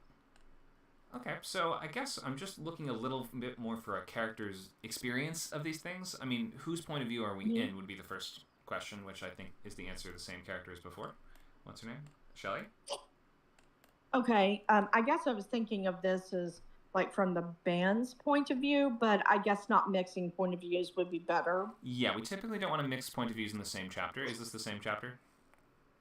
Yeah, it's all the same chapter. It's just that this is a different scene. They've gone from, from being in the garden and doing, all the things that they're doing in the garden, and now they're over at her mom's garden next door, and they're at the pool, and so they're laying on the sun loungers, etc., and they're getting the camera on automatic rollers to film them, etc. Okay. So, I mean, there's not a ton to talk about in terms of exposition here, just because it doesn't seem like there's a lot of kind of really valuable information being conveyed. In terms of just writing on the page, I guess I would just ask, what is the emotion here? Are they having fun? Are they bored? Like, what are we feeling here?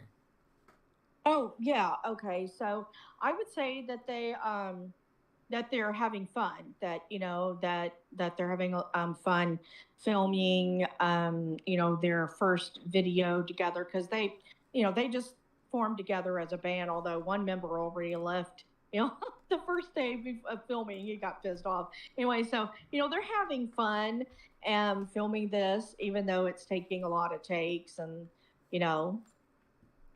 And Okay. there's the like next one where they're gonna film the sound quality in the bathroom, so they have amplification. Okay. We'll finish with that scene now. Okay. So, but yeah, my main note here is just we should pretty much like if we're in a character's head, then we should be feeling the emotion of these moments. And here I didn't really get the sense that they're having any fun. It just sort of feels very factual. They looked at the footage. They took many takes. Then they filmed themselves doing this. Then they did this. Then they did this. We're not. What are they? Are they laughing? Are they like being goofy? Are they joking around? Like I think we just want to see a little more of that emotion and feel like this is being perceived by a character and communicated to us through the lens of that character's perception. Well, one thing that I do tend to write whenever Shelley is with her best friend Lynn is that the two giggle all the time, and Shelley's always doing something that makes her giggle, and then they both giggle, and vice versa. And so whenever they're together, they giggle, a lot, and they giggle together at the same time usually. And so I guess I should show more about, how they were having fun,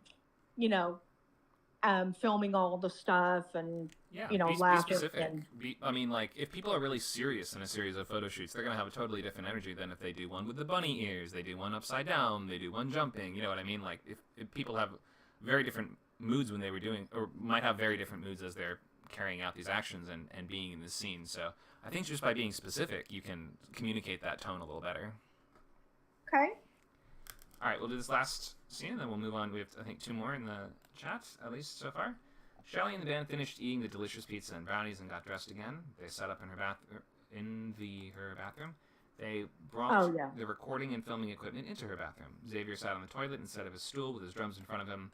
Brian stood on top of the counter with his mic next to him. Lynn sat in the bathtub on Xavier's stool with a keyboard in front of the tub, and Shelley stood next to her keyboard, and they shared a mic. They warmed up again. They sounded great in the bathroom. They all smiled. Once again, she began playing slowing and semi-piano. Oh, okay. Slowly. Okay. Slowly or semi-piano, which means semi-softly. Okay. Which means semi-softly, and Xavier played his drums semi-piano. After a few measures, Lynn came in on both keyboards, and Brian began playing the bass line. When they came to the chorus, the drums exploded hard, as did Shelley on lead guitar, Brian on bass, and Lynn on keyboard, and they all sang the chorus together. The second verse through was harder driving than the first verse. The same intensity continued throughout, then the bridge modulated its key up, and the drumming turned to cymbals instead of the typical rock drumming. Okay. So good. That's so far what I've got there. I guess maybe when I talk, they did all smile, but I'm wonder how do I show that they're really enjoying, what they're playing. Should I say, they're smiling, they're playing with like full gusto or whatever, or however, I guess we're drifting a little bit away from exposition again, but I can just answer we can get into that just if you want. I think that the main way to do that is by placing this scene and all your scenes in a character's point of view. And then we're going to want to sort of experience the music as your character does, which would, again, this feels a little bit just kind of clinical and factual. He played the drums. That guy played the guitar. This guy played this drum. That guy played that instrument. Whereas I feel like we want to feel the emotion of the character that we are in the head of. So, for instance, does she get totally lost in the music? Is she drifting away and imagining that she's in outer space? Or is she, many different performers go into the zone in different ways, don't they? Or they might, it looks different for everybody. So we kind of want to see what is the perception of your main character who's in this scene. Is all she can focus on how everyone's messing up? Is she, like, really nitpicky and really sort of, how some people are kind of control freaks. And if that's the case, maybe you write the scene and all she writes is, or all that the narration says is something like, Brian messed up the note on the 3rd song. Jackson messed up the drum beat on the 5th song. Like, maybe all she notices are when people make a mistake. Or maybe she does the opposite, and she only notices when people are doing awesome, Jackson only had a small part in the cymbals in that one song, but he killed it. And, maybe, so just look at, like, how does one single character, your lead point of view character, experience this? What does she focus on and notice? And how are those things affecting her emotionally? And I think that's just a more dynamic way to write almost every scene, is by making sure that we have very squarely placed this in character POV. Well, okay, I really appreciate that. So I think what I'll do is, like, me writing this, when I put Xavier on the toilet, I was laughing to myself, and I thought, okay, well, maybe she and her best friend, maybe they'll start giggling then, and then they have to, say, okay, let's be serious now. And, but I imagine that what she would be feeling is that even, this is her first recording for a song that she wrote, and that she's really excited. So maybe she's got like butterflies in her stomach. There you go. Yeah. I know for me, when I get excited, when I'm about to perform, my throat closes up, and I have to take like a big breath and go, there you go. Yeah, that'd be a great detail for a book. Stuff that you couldn't even see in a movie, right? If it's stuff that's happening physiologically or mentally with your characters, then those are all great tools to use in a book for sure. And I think you mentioned also, what if one character looks kind of dumb in his photo, or we start laughing at him? A little conflict might also be able to jazz up a scene that feels like it might be boring, or it might not be working. Even if it's a small conflict, they can make scenes more interesting. Well, like, the Brian character jumps up on her cabinet in her bathroom, and in her bathroom, I haven't written it out, but her bathroom, she's got like perfume and things like that, and so she could tell him, hey, don't break anything, and then he can say, oh, like, don't worry, I won't break any of your precious stuff, But although the Brian character is like really nice and helpful, and it was the character who was difficult to get along with, I wrote him out, by him being difficult, It's not that I didn't want a difficult person as conflict. It's not that I just felt like the conflict I've written was like, okay, this character will not work in this band, so let's make him to have too much conflict, and he decides that he's going to leave, and everybody else is like, okay, bye, Gotcha, I see. So yeah, conflict is another just a great tool to make either exposition go down a little smoother, or to just kind of spice up, or spruce up any scene that feels like it's not really working. We do have 2 others to get to, so I want to thank you again for sharing this. And thank you. Yeah, thank you so much. Hope that was helpful. Yeah. All right, let's look at Cinnamon, 5 pages of exposition. Maybe you can read out, you have some context for us? Oh, can you hear me? I hear you, go ahead. Oh, good, okay. Yeah, so what I wrote in where did I put it?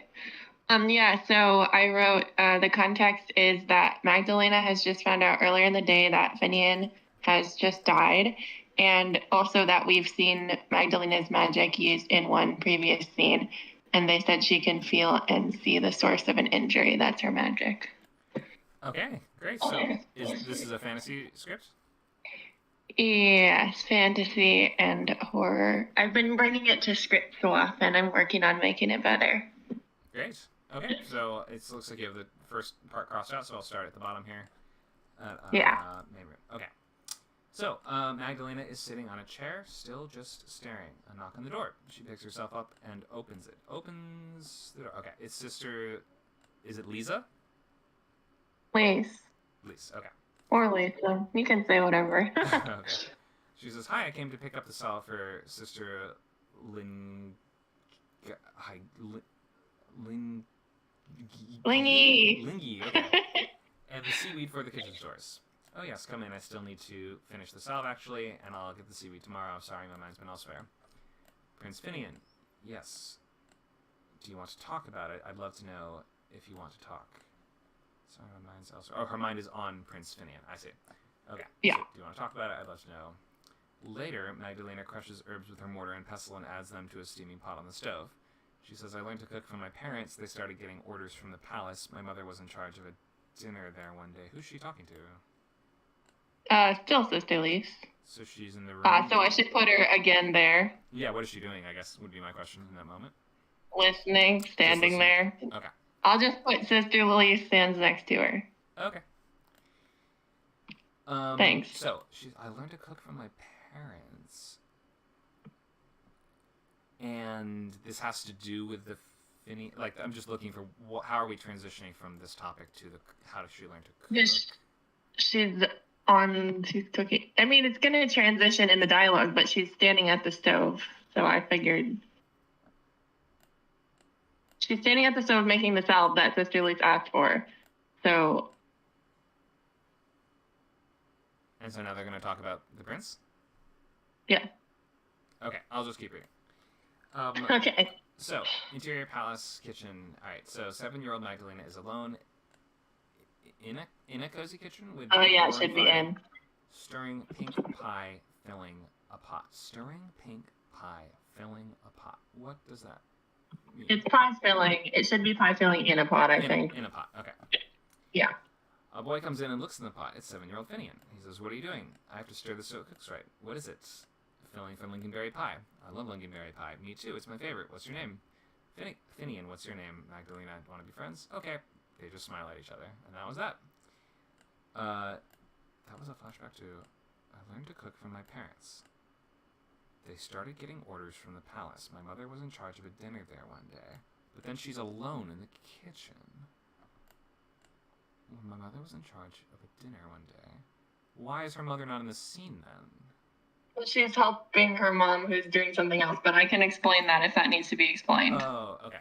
So, my mother was in charge of a dinner there one day, and I was helping, is what she meant. So this is... Sure, one time I'll that I was add helping that in. Okay. One time that I was helping cook at the castle. Alright, later, 7-year-old Magdalena and Finian sit on the counter eating lingonberry pie. He'd always come down for snacks or use the kitchen to hide from his tutors. He wasn't a very good student, I'm afraid.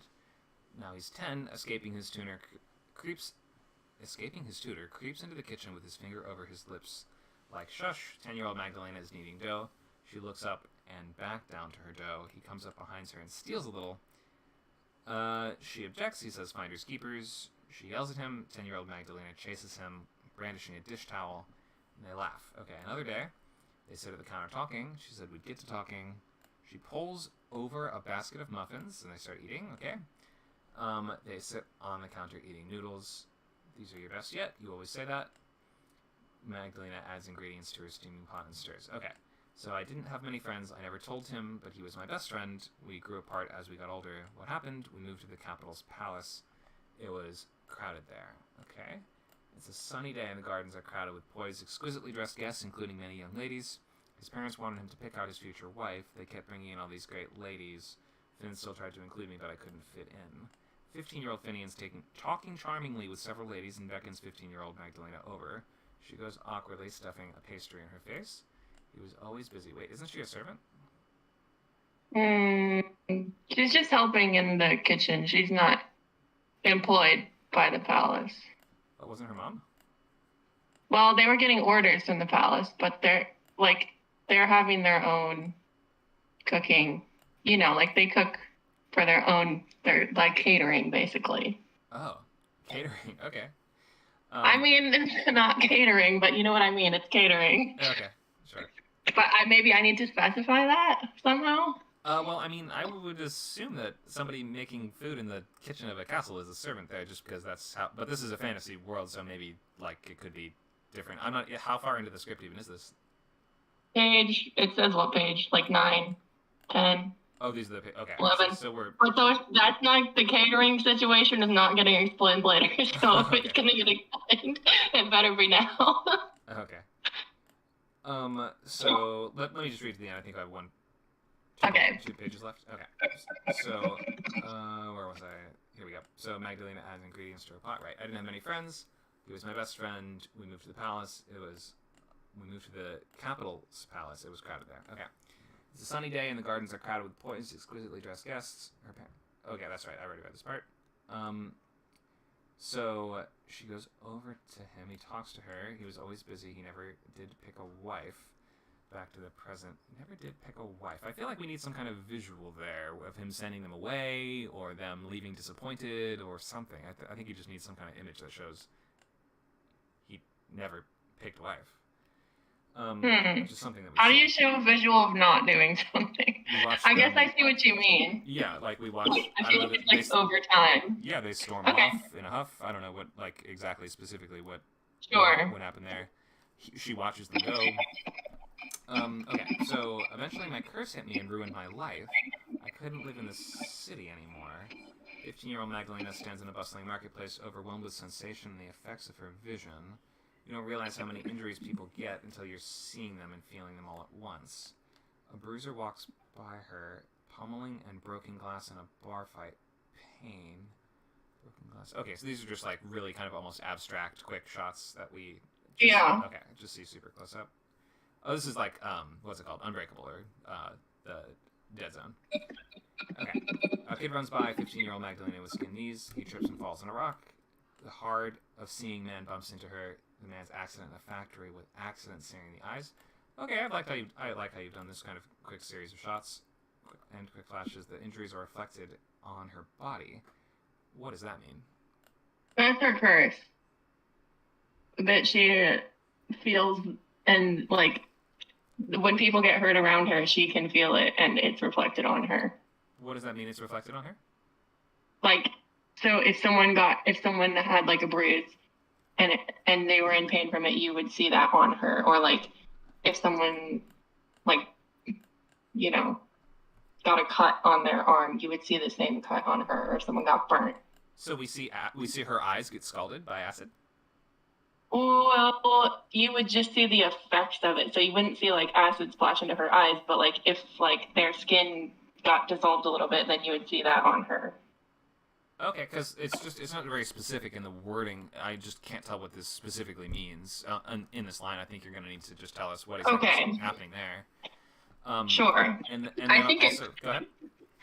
I was going to say it's also in one spot previously in the script, but I'll describe it more specifically. Is there any specific way you think I should describe it, or I'll just work on it later if not?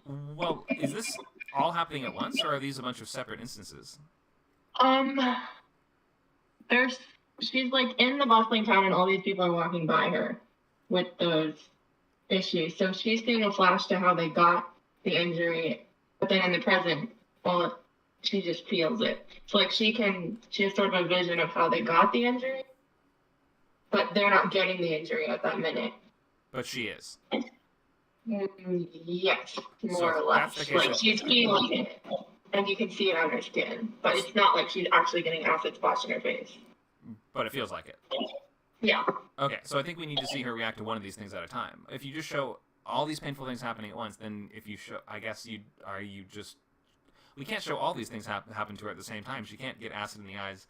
She can't trip and fall and get broken glass and all these things all at once. So I think you need to maybe just show quick flashes. I guess my point. Go ahead.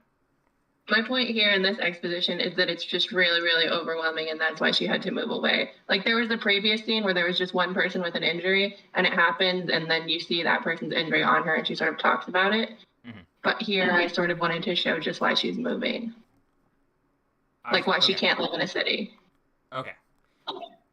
But maybe it's not. Maybe I need to change how it's done. I think it's mostly working. I just was having trouble understanding the fact that each of these injuries was manifesting on her the moment that she gets it. And then I guess if you're saying this is just sort of the last one in the sequence, then as we end this series of flashes, is this her getting the acid in the eyes and falling, like sagging against the wall? This is like the worst one yet, I guess. It's like all of the injuries can be seen on her, so she's just like passing out. Damn. Okay, so she's like messed up at this point. Right. Yeah. Yeah, I would just be really specific with what's happening there. More specificity. Yeah. Okay, Back to the present. I found this school in the middle of nowhere where people live quiet lives and rarely get hurt. I thought in such a holy place maybe my curse would be cured, but no. She focuses on the liquid in the pot. I never saw Finn again. He probably forgot about me. But I always thought someday, how can a person just be gone? She's crying now. Sister Lee's might be about to cry too. She says, I'm so sorry. We go to the bedroom. And then that's just the next morning. Okay, stop there. Yeah, you can stop there. Okay. My question is, why did we stop with the flashback as soon as she starts explaining about a school she went to in the middle of nowhere? That's the school they're in now. That's the school they're in now. Oh, okay. So when she is saying, I found this school, this place that we're both in, they both know this already, and she's just sort of explaining why she's here specifically? Okay. Yeah. Where people live quiet lives and rarely get hurt. I thought in such a holy place, maybe my curse would be cured, but no. Okay. Got it. What were the specific questions you had going into this? Can you remind me? I didn't ask any. You didn't ask any. That's okay. You just want sort of a general assessment. Yeah, because especially because I know it's an exposition dump. You know, it's like, here's the history of these people's relationship. Yeah. So I think that this method of having a character start to explain and then we flash back, it can work fine. I think that it just has to then feel really essential. Like every scene that we flash back to needs to feel really essential because it is sort of taking away from the main timeline of your story to go back in. Yeah. So I would maybe suggest cutting back on this a little bit, or maybe kind of just getting a little quicker to the point in some of these moments. Like especially this one where the whole scene is just they're like, hi, what's your name? It's this. Hi, what's your name? It's this. What are you doing? This. Oh, okay. Now we're friends. Okay, cool. And I realize maybe that's sort of the point. Is what you're trying to say, that it was very effortless for them to become friends. Yeah. But maybe there's a slightly more to the point way we can do that, or way that we can do that doesn't that just is a little more entertaining. Like I feel like if it isn't an entertaining moment, we don't need to see as much of it. And maybe we can just get the idea from one single shot where they're like, hey, what are you doing? Coloring. Okay. Now we're friends. Like, do we need as much? I would wonder. And just whatever you can do to maybe cut back a little bit on it. I think you've done the voiceover well. He used to hide from his tutors. You've given us a little bit that we couldn't necessarily see from just watching. So it is worth having her chime in now and again to clarify. I think that especially when we're having him seeming to continue a romance with her over more qualified candidates, then maybe we'd want to convey if that's a big problem or not. Like, where is the moment where he sort of calls her over and sends everyone else away? He is talking charmingly with several ladies. Then he beckons her over. How do they react to that? How does she react to that? Is that a problem? Is that causing gossip? Is that, like, the fact that he's maintaining this relationship with her, I'd sort of just want to know, is it a controversy? Okay. Yeah, that makes sense. I would think that would be what you were trying to convey in this relationship, is not only how they got to know each other and the fact that they're friends, but what it means for both of them. Is that right? Yeah. Or at least for her. Right, because they come from separate worlds, don't they? Yeah. Okay. So if that's going to be the case, I think we're going to want to see a little of that conflict or divide. That feels like it's already there. It's just not sort of being brought to the surface and clarified enough for us. So we want to know, is this going to, like, be a problem? Is this a problem for them? Is the fact that she's a poor baker and he's a rich prince, is that going to, like, cause conflict? Or I think we just want to know how people feel about that and are reacting and responding to that in the moment. Okay. Yeah, I wondered, like, maybe that's a question. When do you put that kind of thing in at the beginning, and when do you, like, reveal it gradually? Because, like, obviously then she can talk to other people and they'll be like, I can't believe you were hanging out. You know, like, so how, like, when do you decide? A little goes a long way, especially in, like, period piece costume drama stuff where, like, even the touch of a hand or even, like, a whispered conversation can be really important plot moments. So maybe just a shot or two of reactions now and again, like we see people are starting to think less of her over time, as we just see, you know, they start to exclude her from conversations, or they start to, I don't know, they shut a door in her face, or just those little moments I think will really convey what's going on with the dynamic. Yeah, okay, thanks. All right, thanks so much for sharing this. I realize I just read it and gave a bunch of kind of scattered feedback on it, but hopefully that is helpful, and I think the sequence is largely working. It feels just a little long-winded to me, so I'd maybe see if you can cut half to a full page from it, and I think you'll be in good shape. Okay, yeah, that is helpful. Thanks very much. Sure, thank you so much for sharing. All right, looks like we have one more. Do we have one more from Jay? A question from Jay, looks like. Did I skip it? Oh, wait. We also have Samurai, which is posted by...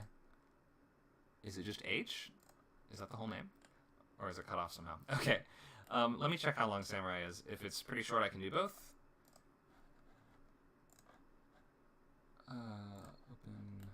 Oh, it's only a page, a little bit of page. Okay, I'll do both. We'll start with Samurai. So, come on up, H.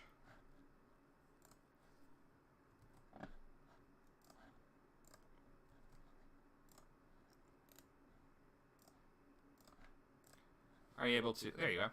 Your mic's on mute still. There you are. Hello. Hey, I can hear you. What's up, Con? Hey, so, is this from a movie or a show, or anything you want to tell us about this before we read through it? It would be from a show. Pretty much what I'm trying to do here is show exposition from two stories at the same time, one visually and one verbally. Okay. So what happened before this pretty much is about two spies who get found out by two other spies that are chasing after them.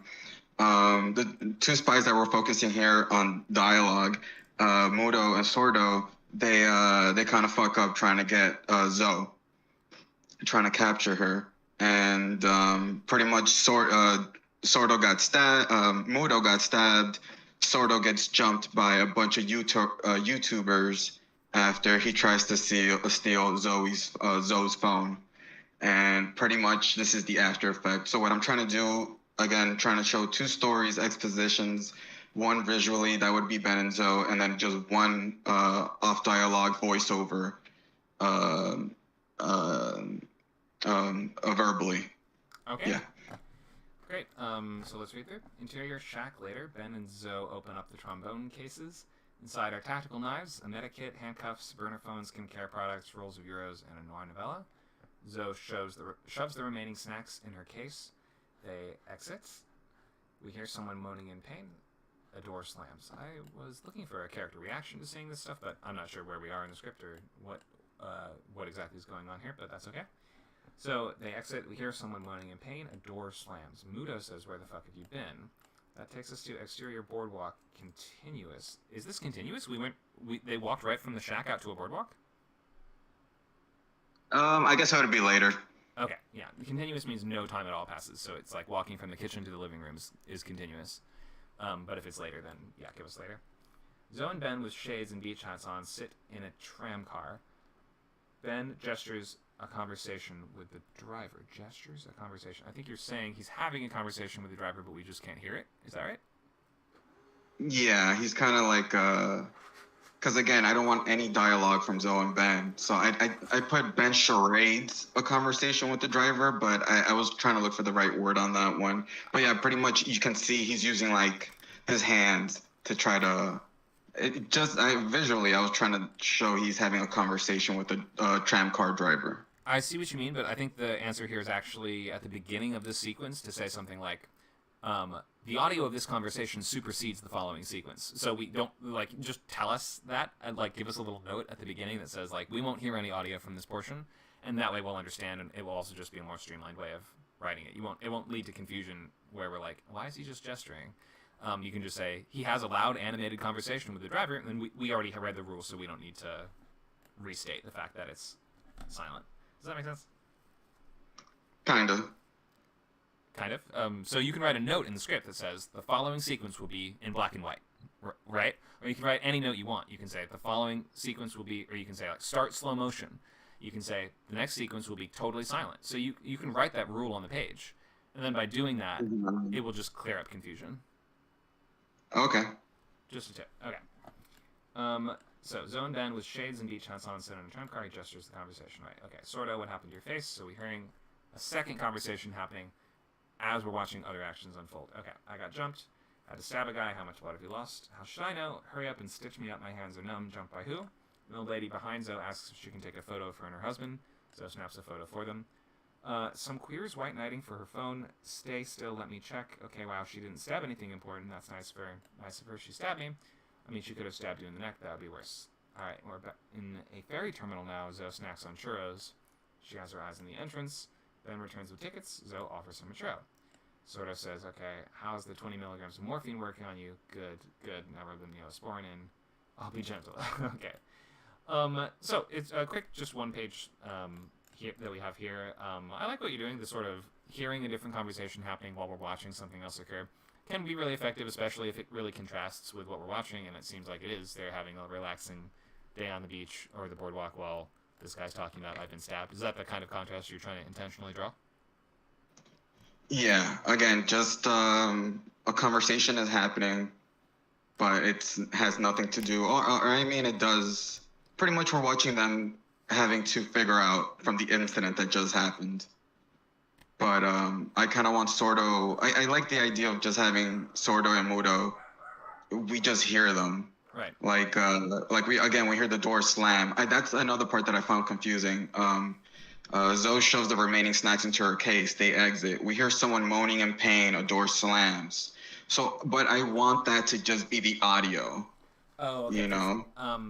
That is usually done with a technique called prelapse. So if we're about to, if like after the sequence we cut to the scene of Mudo and Sordo, and one of them's been stabbed, then this would all have technically been pre-lap. Have you heard of pre-lap before? It's PRE-LAP, and it's an inline parenthetical after the similar voiceover here. So you could do that if you want to. I mean, you could say pre-lap. We hear someone moaning in pain. Or you could just, there might be a different way to write that out, but you're trying to say that's not actually something occurring in the shack. No, yeah, exactly. Okay.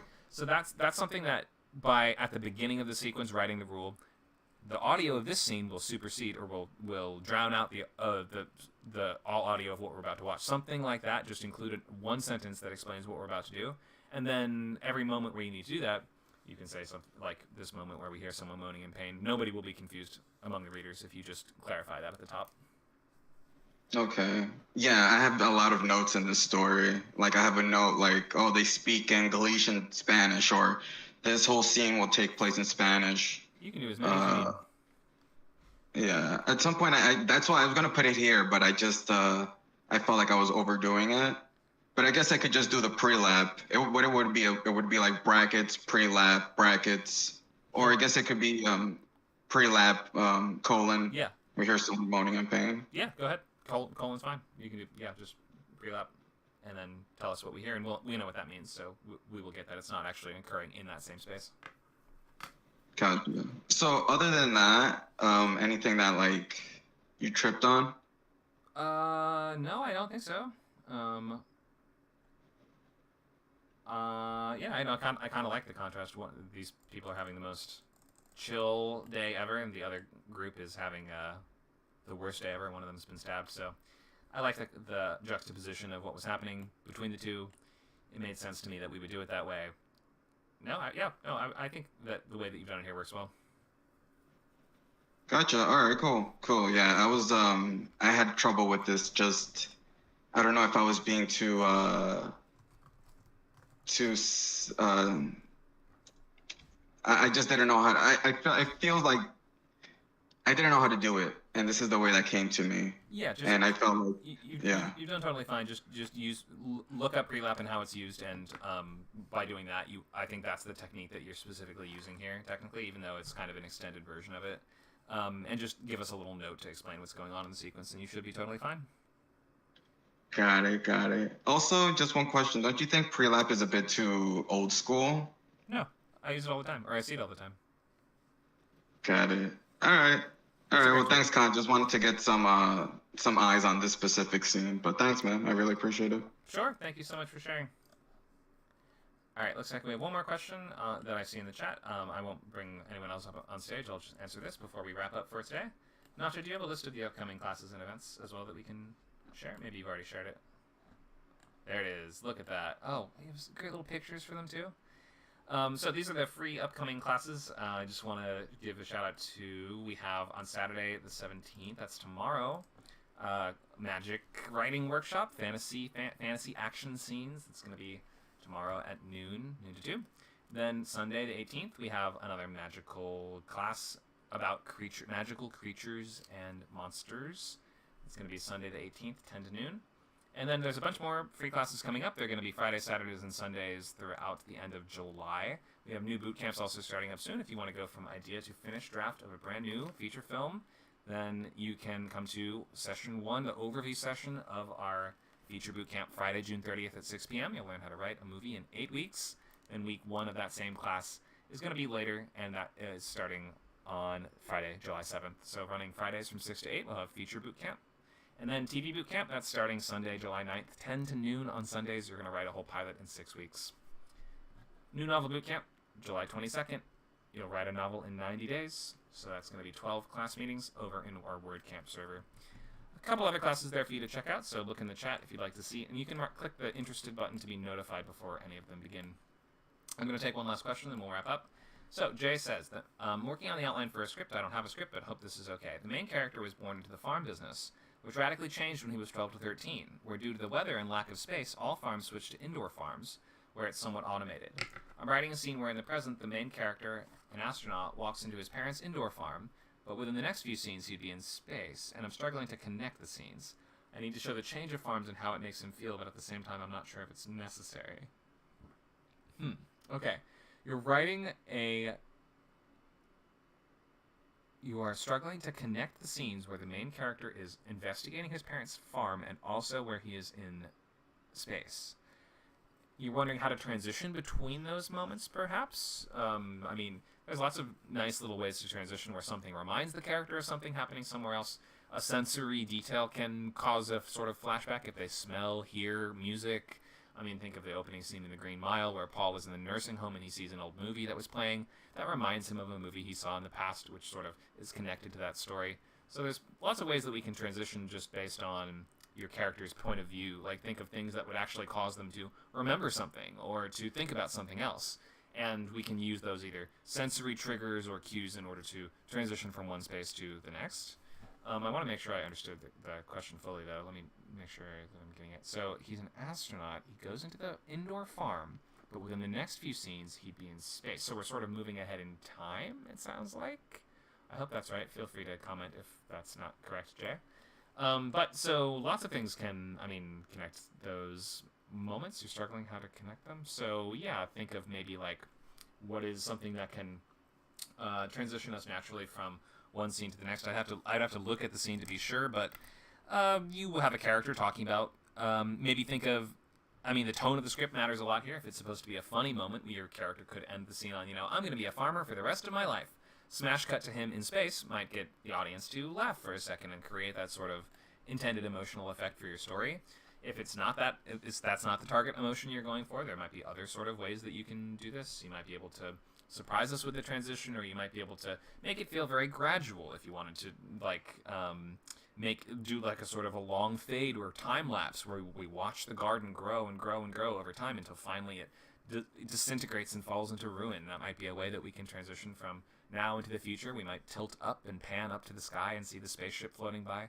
Something like that. I'm not sure exactly how much more specific I can get without seeing the scene itself, but those are just like a couple thoughts and ideas I had looking at that.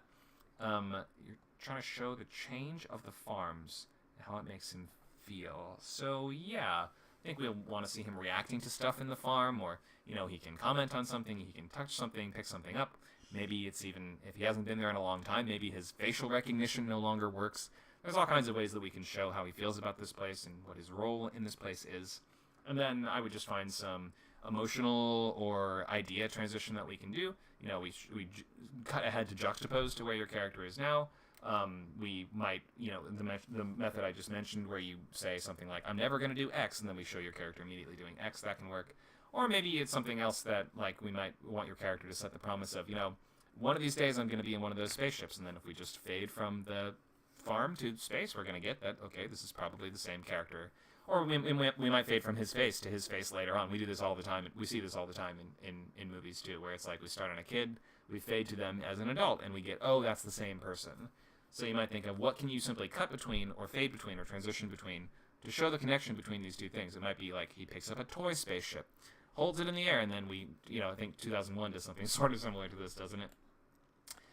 Okay, so I'm not able to answer that one too much more specifically. I'm just not having it in front of me, but hope that gives you just some ideas on how you can move between these moments. it sounds like it's working well in your script, and I would just feel free to share more in the upcoming classes, workshops, or labs if that is not enough. Hope that was useful to you guys. Hope that you enjoyed this class on exposition with us. We have a bunch of stuff coming up, so definitely stay tuned. Check the events tab on ScriptCamp. Just scroll to the very top of the Discord window and click on 70. It says 72 events. You'll see everything coming out soon, and you can mark anything that you're interested in and will be notified about. All right, that's going to wrap us up for now. Thank you guys for coming, and we'll see you. We have a class tomorrow. That class on Magic in Combat is going to be tomorrow at noon to 2 on our WordCamp server, but there should be an announcement for it here as well. Thank you guys. We will see you soon at your next ScriptCamp class or event.